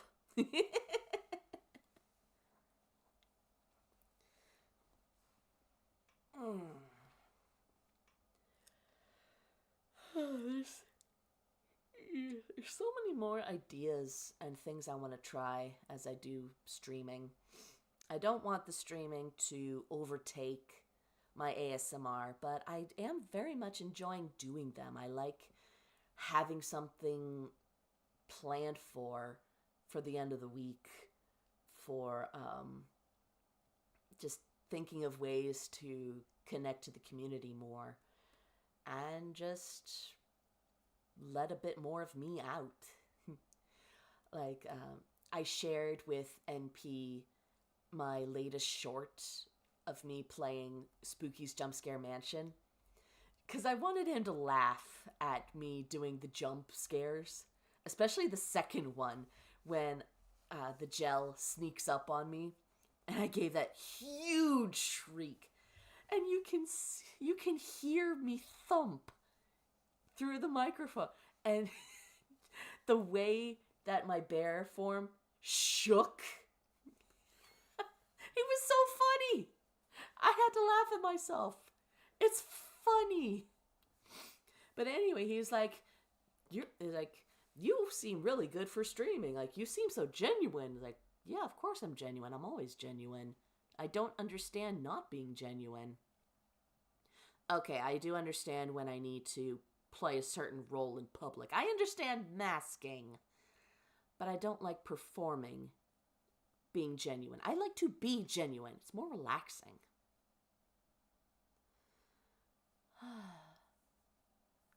But yeah, like, the man never watches live streams. No,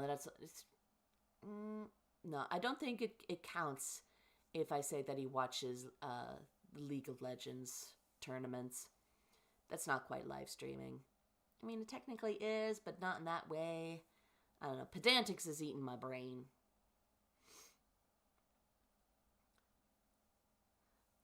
Yeah, the Discord link seems to not always work. Give me 1 second. I shall assist thee. Let's see.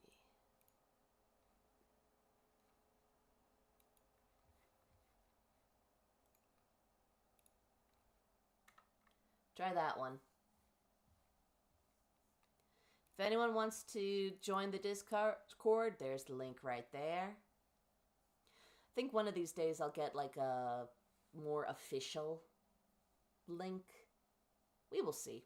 I'm still figuring things out. And who knows if we'll even continue using Discord, if it's going to do that everyone's a teenager by default, prove to us that you're an adult, instead of just making it an adult-only space. I'm not giving Discord my information. I'm not doing that. They've already had data breaches, data leaks. Don't give any more places your information if you can help it.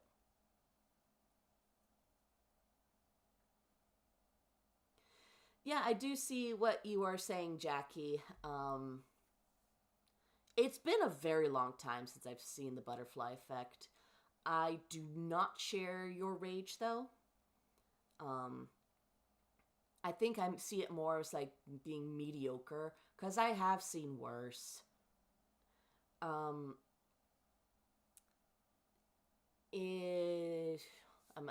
a second. I'm putting together my words so I sound competent.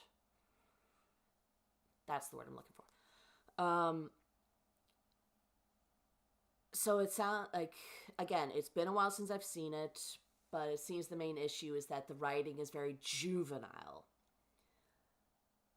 Not disagreeing with that. I'm pretty sure that is the fact. It's basically taking chaos theory, which is the whole a butterfly flaps his wings and on the side of the world there's a hurricane. There's a little more to chaos theory than that, but basically someone took that initial thought of the butterfly effect and expanded upon that. That's the whole Psych 101 mentality. The joke, the reference is that once people take a 101 class, because they now know more than the average person, they think that they have become an authority on that subject when they have not.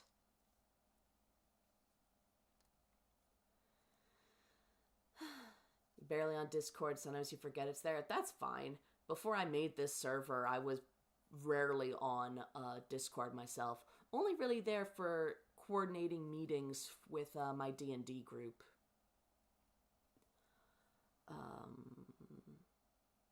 But yeah, for the millionth time, yes. It's been a while since I watched it. It's 15 or so years ago? No, not quite that long. It's been a long damn time. But yeah, having half-baked ideas definitely sounds on par for a film with Ashton Kutcher in that time period in which it was created and released. There are some times in which so many of the movies are shit. Early aughts movies are absolute shit. There's so many problems, like in every genre had a horrible issue. The action movies were affected by post 9/11, so they got very jingoist. Horror movies were entering the gore porn era, in which only the early movies of that trend really were any good, and then it just kept upping the ante terribly. There were some action movies that were actually pretty fun, that were mostly fueled by Rule of Cool, like the Underworld series. Let's see. I'm trying to remember if I've seen Tony Scott's Deja Vu. I do, like, just the title makes me think it would go along the similar lines, but yeah. Let's see. The romances and the comedies were dealing with a lot of sexism. I mean, hell, I just finished editing and uploading this script based on Stacy's Mom, which is a song. And I hate that I need to tell you guys this because some of you are young enough that you don't know it. God's help me. And so I rewatched the music video from 2003. Holy fucking shit, I forgot how much of the early aughts music and comedies and media at the time were fueled by the gaze of horny teenage boys. I'm also talking about things like American Pie. A comedy that I can't defend liking, but I do. Still Waiting had so much sexism and overall grossness, and just, I'm amazed I was able to get through those years growing up. Especially the fat shaming.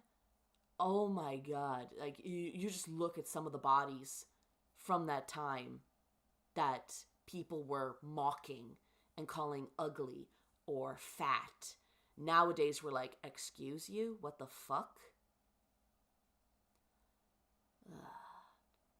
I actually went through a time in which I wondered if I was a trans man. Now, the fact that I thought about it in those terms is the first indicator that that wasn't it for me, but that's with hindsight. Long story short, I unpacked a lot of internalized misogyny. I was definitely one of those. I'm not like other girls. I'm smart. I read. I watch anime. I don't care about makeup or pink or dresses. I had to unpack all of that. So, like, honestly, there's nothing wrong with kind of experimenting with your gender and your gender expression. Even if it ends up with, yeah, I'm cis. Like, you should still just try. You'll learn something about yourself. Like, I'm mostly cis. I think I'm a bit more demigirl, but if people just call me a cis woman, close enough. My pronouns are she, her. But it feels like I'm not all female, and the other part of me doesn't quite seem masculine, even though it can appear masculine. When I do it, it doesn't feel masculine. It's weird. Gender is weird. Have I watched all the classic Universal monster movies? I think Creature from the Black Lagoon is the only one I haven't seen. Let's see, I've seen The Mummy with Boris Karloff. I've seen Frankenstein with Boris Karloff. I've seen The Wolfman with, oh my god, I hate that I'm blanking on his name. Lon Chaney Jr. Lon Chaney Jr. I've seen Dracula with Bela Lugosi, of course. I've seen The Invisible Man, which is hilarious to say out of context. The effects on that one actually amazed me. I want to know how they did that with the technology of their time. I'm very curious. Who else?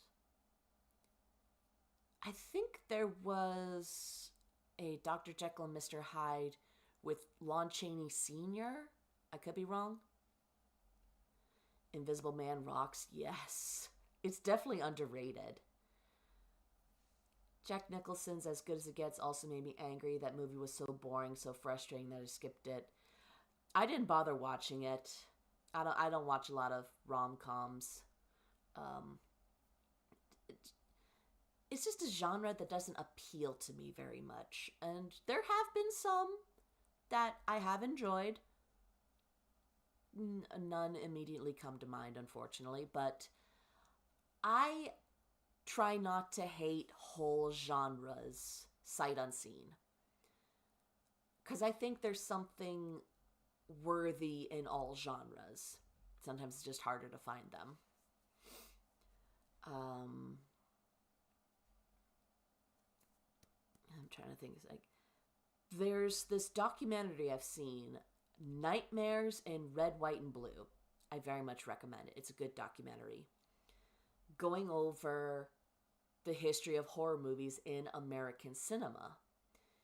How they changed over time, how the fears of each time period affected the movies and how it mirrored back. Yeah, Zero, we did. Yeah, we gave up on Monos because I kept getting flagged and suspended and all that happy horse shit. So then watched Night of the Living Dead, and unfortunately had to go on the Internet Archive to watch it without being... Yeah, I thought if I just played it from the official YouTube movie YouTube channel, because it was free, but no, they have a filter so that on my end it comes out as a black screen. Yeah, but I don't think I'm going to be able to do a lot of movie screenings over YouTube. Maybe I can get away with it on Twitch, or maybe I just got to keep it to the Discord. I don't know. It's frustrating. I want to look more into what happened with Monos because I'm curious. And I don't know. I still feel I should raise a stink because public domain.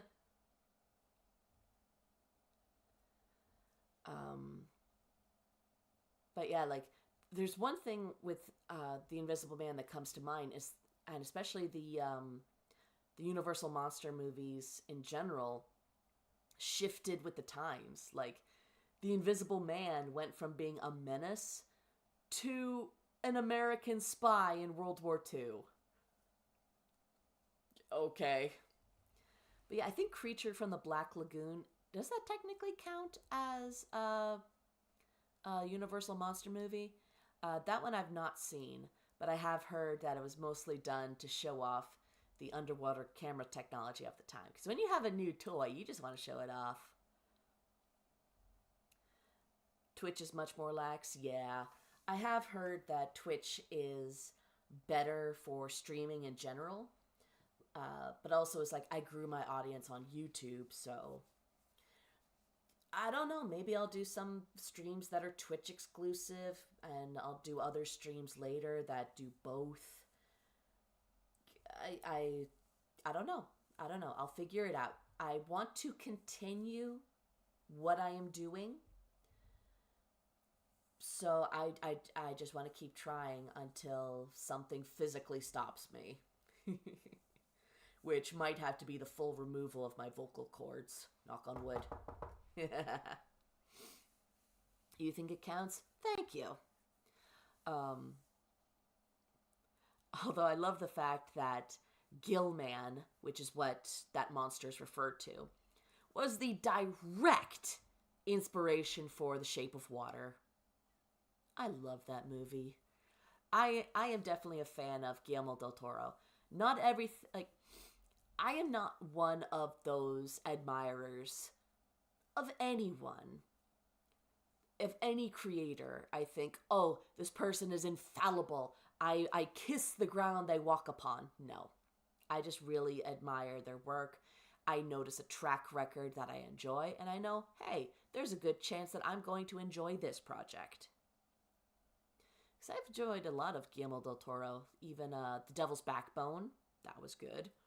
Pan's Labyrinth, I think, was the first one I saw of his. The Pinocchio movie was really good. I loved that. I thought the Hellboy movies were pretty okay, but that is more to do with how those movies of that time went, as I just said. And to answer your question, Jackie, no, I've not seen the Leaving Neverland documentary. I don't watch a lot of documentaries that involve celebrities, and you actually have to be mindful with some documentaries that you watch, because there is nothing holding truth to the document creators. Like, they can spin whatever angle they want on a documentary.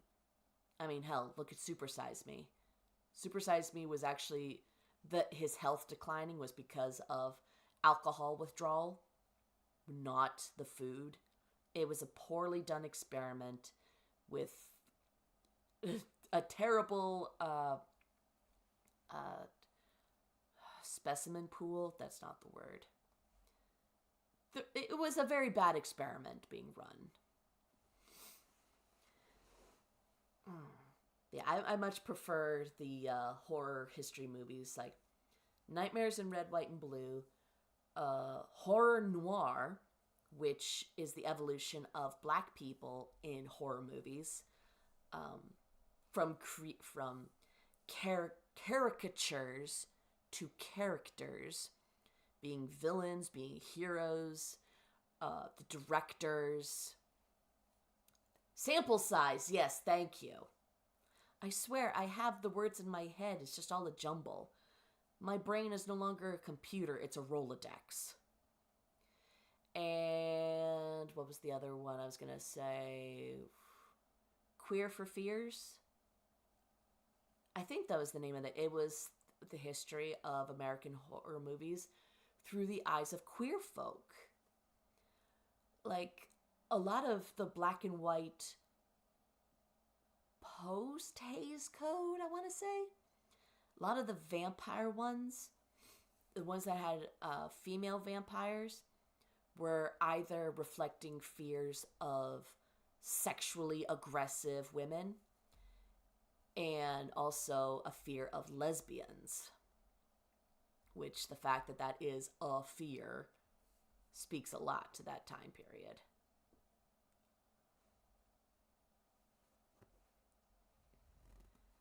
When it comes to Finding Neverland, you're very fascinated and interested. That's the one with Michael Jackson, isn't it? Because of Neverland Ranch.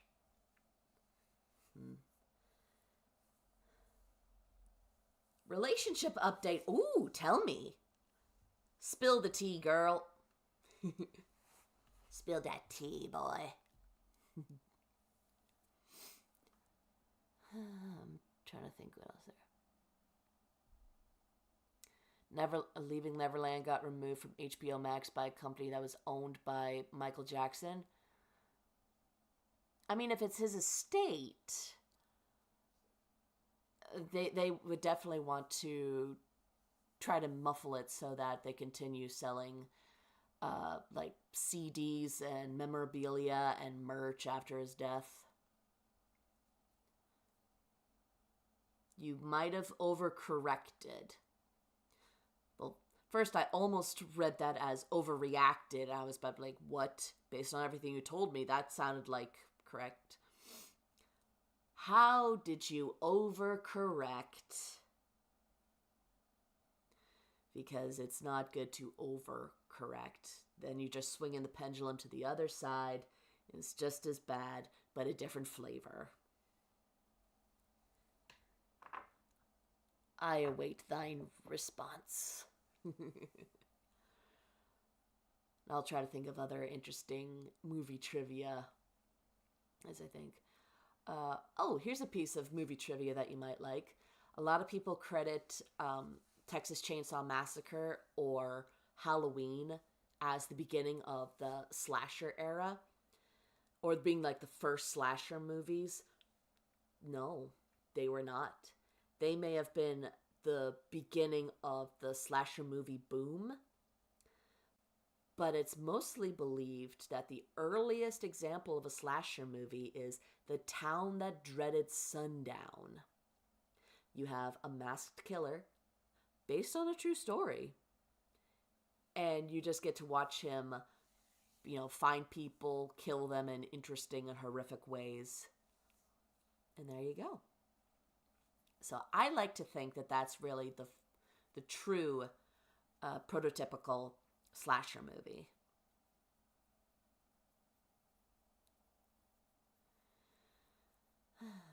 You have a DVD copy of Leaving Neverland? I really need to go back to physical media. I'm so sick and tired of trying to find something on streaming, not being able to find it, finding that while it's there, I have to have a subscription to a different thing on top of my streaming subscription. Everyone just had to have a slice of the pie and ruined it for the rest of us. Fuck capitalism, man. Fuck.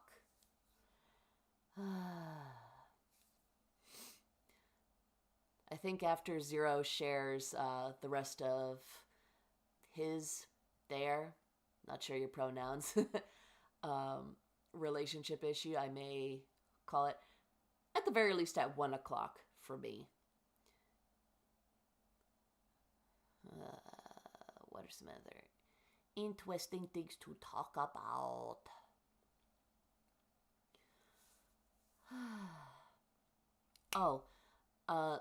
There will be a day later this month in which I will not be able to stream. That will be Friday the 27th. I have a convention that I am vending at, so I will be away from home. I'll be away from my computer. I don't have any other, I can't use my phone. I can't use my Chromebook to stream. So there just will not be a stream that Friday, and I'll try to make it up to you guys another time. Can't trust digital media in general. Yeah, actually it's really hard to trust a lot of media because preservation is very difficult. We've already lost so much of original nitrate film. VHSs are degrading if they aren't properly stored. DVDs get scratches and get fully corrupted. Really, if you think about it, probably books are the things that are gonna outlast other forms of media. Then again, you also have the cheapy pulp things. I don't know. I can speculate, but I don't have the knowledge to back up my hunches. Zero, if you used the word harem again, I think it blocked you, because I cannot see any messages after overcorrected. After having that whole YouTube censorship last time.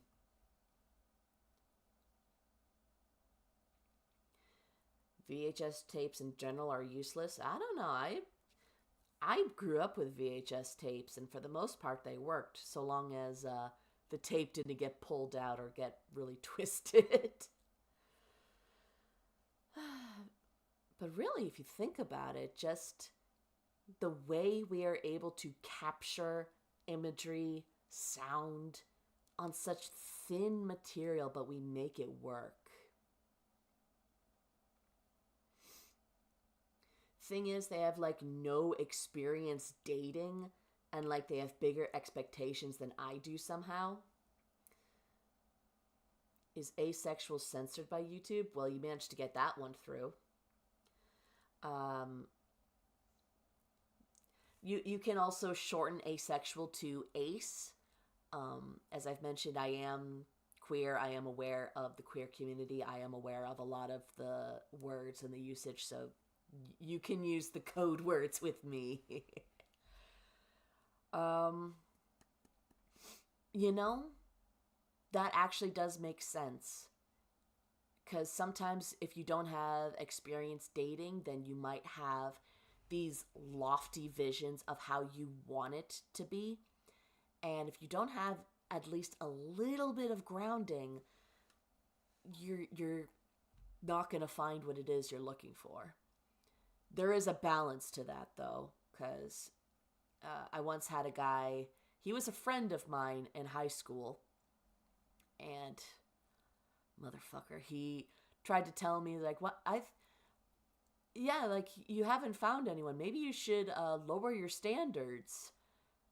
Except my standards were pretty reasonable, but he was really asking me to lower my standards to consider him. He did eventually make a move, and it did not end well. But, story for another time. But yeah, that's the thing. Like, having a certain bar set is good, while also balancing that with reality.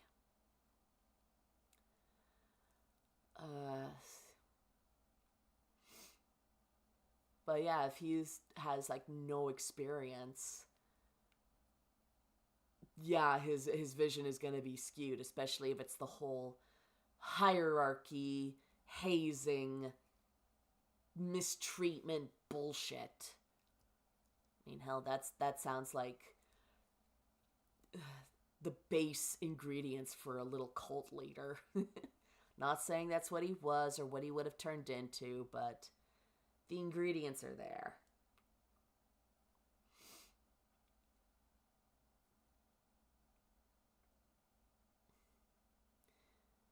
Okay, so I left the harem. I've run 2 dates with an asexual, and they're already panicky, even though we're still in the friend zone.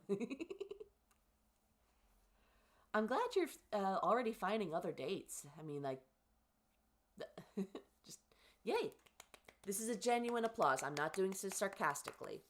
Hooray! They're already panicky, even though we're in this.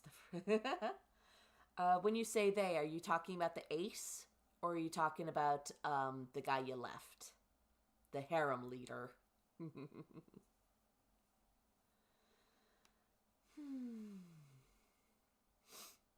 I don't know. Part of me would like to at least try dating an asexual, just so you don't have the sexual pressure. Especially because sometimes once we cross that, the sexual threshold, in my experience, a lot of the times it just keeps going back to the sex. It's like, well, what if I want to do other things with you? Does it always have to go back to that?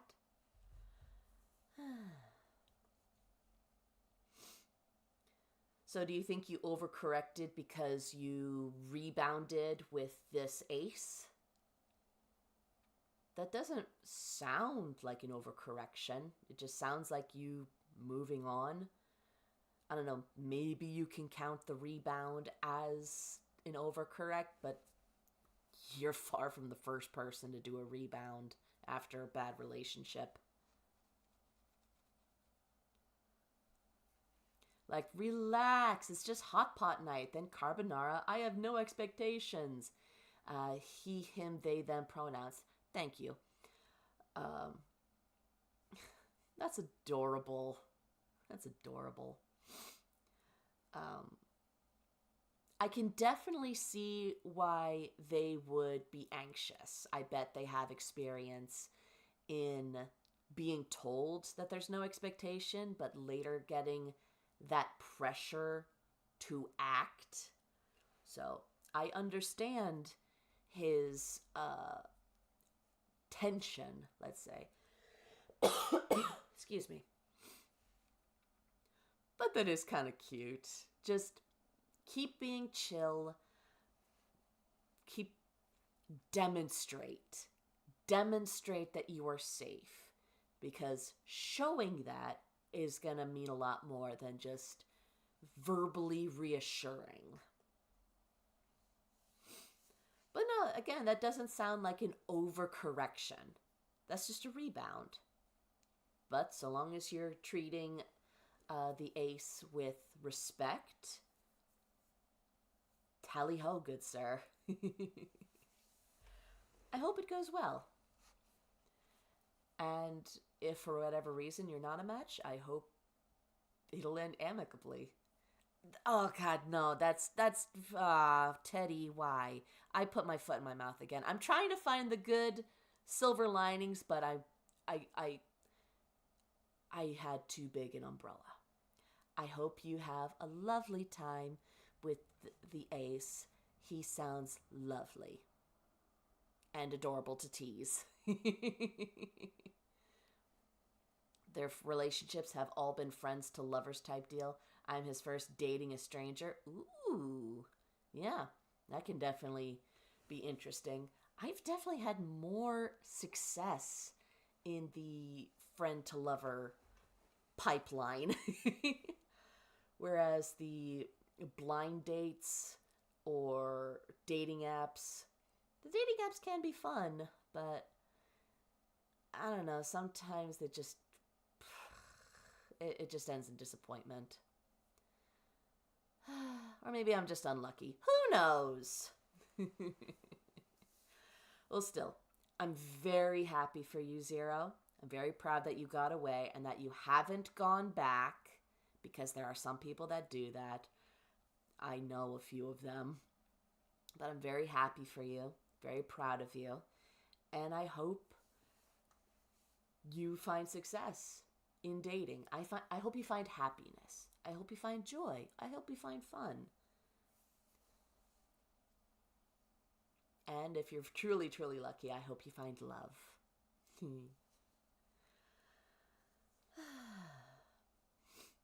Yeah, the other things are also very important, especially if it's just dating. I don't know. I'm bringing in the reminder. I'm tripping over my words. I know I'm saying the wrong things here. I'm trying. I mean well. Please interpret my words as in the best possible way. I mean that sincerely. Not surprising, I'm just totally charming. I bring my support wheel of cheese. That's the secret. A wheel of cheese. That's how you do it. That's good. That's honestly good. Oh, I love when someone has something surprising on a date, because having something like that shakes it up enough that you can just relax. Let's see. Have I ever done something like that? I've had times where it's like, yeah, our past couple of dates were really fun. It's getting really cold now. I knitted you a scarf. Except I definitely need to stop that because every time I do that, I end up getting ghosted eventually. And with one of the gifts of scarves, I got ghosted almost a year later. And the other time I got ghosted a few weeks later.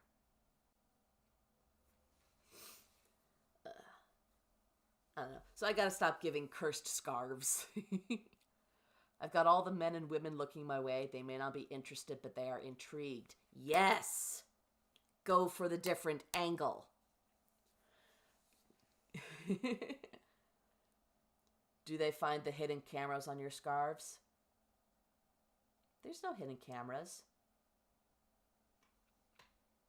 Just a bit of hair for sympathetic magic. I will always keep them safe, and they are none the wiser.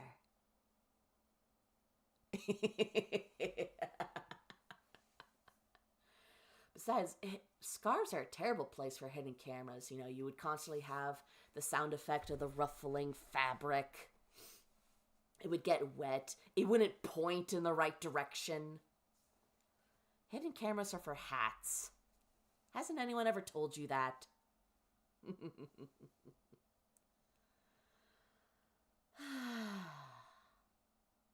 But yeah, clearly I give gifts to people that aren't worthy of them. But I like knitting scarves. It's fun. Although I've been working on a blanket for NP for a couple years now because I'll just fall asleep so quickly. It's a big knitting loom because I usually use circular looms.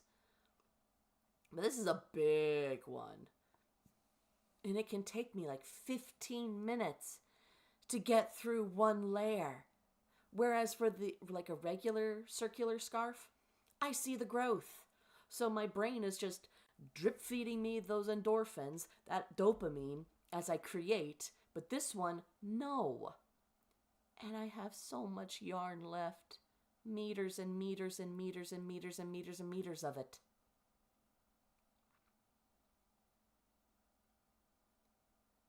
But imagine the breathing. I'm trying to think. Is breathing one of the things I like in my ASMRs? Not really. I try to do a bit of it when it counts. But not too much because then it just feels like it's long. Like I put some of my sleepy breathing when I did the Sloth Demon ASMR. But I kind of overlaid it with the talking. Otherwise, you would have just gotten like 30 seconds of me slow breathing. Which I know some people like, but unless I enjoy it and understand it, I try not to do those things because I feel that's disrespectful to the people that do enjoy it. Like, yeah, I could do one of those ASMR things where I whisper into the microphone, I rub my fingers around the microphone, I do this, that, and the other, but I don't get those tinglies. And if I don't get those tinglies, I don't know how to give it to other people, you know? But I know how to do characters. I know how to do voices. I know how to do little skits. So that's what I do. I thought you were about to say, do I like breathing in my partners? And that was about to make me question a lot of things. No, your partners are not for inflating. Even if you have a balloon fetish. Or unless they're wearing one of those latex suits that you blow up. No, no, I'm not into inflation. Plus, breathing in your lady partners, it is also risky behavior. But I do like using my mouth on my partners. Anyway! I do have to remember I'm on YouTube. I do have to pay attention to what I say. I bet I would act more like a lewd tuber on Twitch. Because again, I'm not a particularly horny person. I'm not exactly a degenerate. I'm just very open and I lack a sense of shame. And apparently 3 people get threatened by that. I mean, hell. I went to, in the summer, I went to this little water park with NP and a few others. And I was wearing a bikini. And I caught so many women looking at me in not quite anger, but more, why are you walking around in that? Because it was a bikini, but it wasn't obscene. My entire ass was covered. My crotch was covered. My tits were covered. But I had the audacity of letting my belly hang out. Because I am not built like a supermodel. I am fleshy. And those women, I would say it was a form of jealousy. Thinking that I'm less hot than them, so how dare I wear a bikini? I don't know, I'm projecting a bit. That's what I imagine some of them were thinking. But I caught those looks of, but she should not be wearing a bikini. That is not a bikini body. NP said he caught a couple of guys looking at me in a slightly more positive light. But he doesn't mind when people or men look at me like that. Because like, yeah, you can look at her, but she mine. You agree with my methods? Thank you. I have worked very hard on my skills. And I've not had any complaints. Slight adjustments being made, but no complaints. You wanted to quote a meme, but YouTube would censor it? Aww. Censor it for YouTube. Use leet speak. We must bring it back in order to get around the YouTube censors and other censors. Anarchy!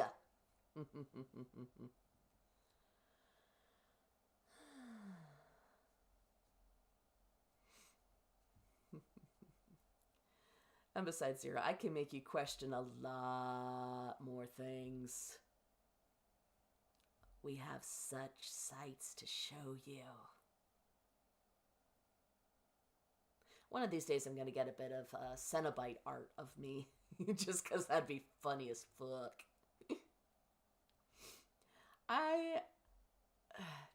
Part of me feels it's very self-indulgent and possibly narcissistic to like want to make my character be in a bunch of things. Or like, I don't know, I'm dealing with the internalized feelings that I'm not allowed to promote me. That I have to be humble and quiet. And just deal with minimum, like, bits of shame. And I know I say that I don't have shame, but those little remnants still exist and tug at me. I'm fighting them, though, because I'm enjoying this. I am creating a new character of me. I want to do art with that character based on interests, things that are being memed in my community. And just have a fucking good time, you know? There's a Hellraiser game coming out. I think I did hear that. Not sure how that can be made into a game. Although it'd be really cool if it was from the Cenobites' point of view. It won't, but still.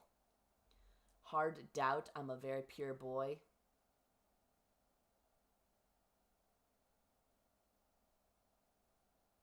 Can you feel my judge? It's partly judge, partly, ooh, a challenge. But I also have to be careful about that. I'm too hyper-aware of the opinions of the internet and possibly getting a target on my head at some point. But fuck. I just like having fun. Puzzle and adventure game? A puzzle portion would be good, especially with the lament configuration. I can watch the trailer now? Ooh. I definitely will check that out. I'm not putting more videos on this stream because I feel like Big Daddy YouTube is bearing down on me and giving me the stink eye. Okay, I suppose now is a good time for me to wrap up. It's now after 7. I've been streaming for over 4 hours now, which is a bit unusual for me. But despite fighting with YouTube over trying to show Manos and eventually being bested for now, we at least got to enjoy Night of the Living Dead together. I shared trivia. You guys learned about zombie movies. We had fun discussions. We had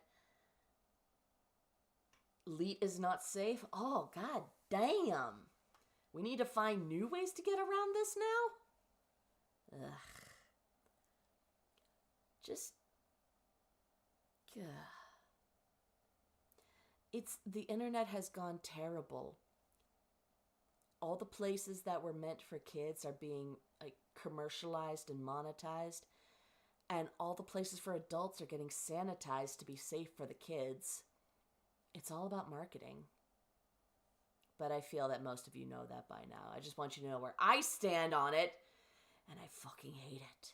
I miss the Wild West days of the old internet.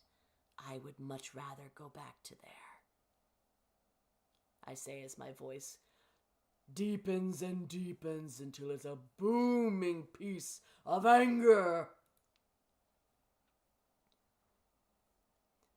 The kids are using euphemisms and they make me want to claw my ears out, but if it works, it works. Pretty much.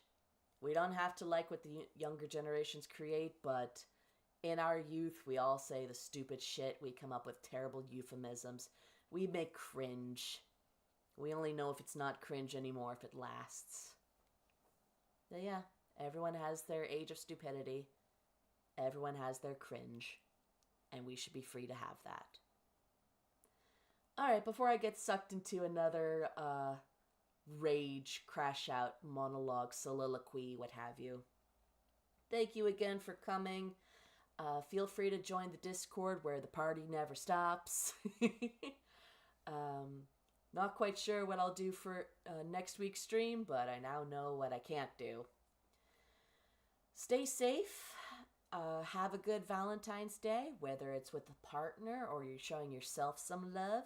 Have something sweet to eat. If it's not chocolate, give yourself a treat. Show your own self love and appreciation. Good night, good morning, good time zone to you all. And again, stay safe, my sweet honey drops. Bye-bye.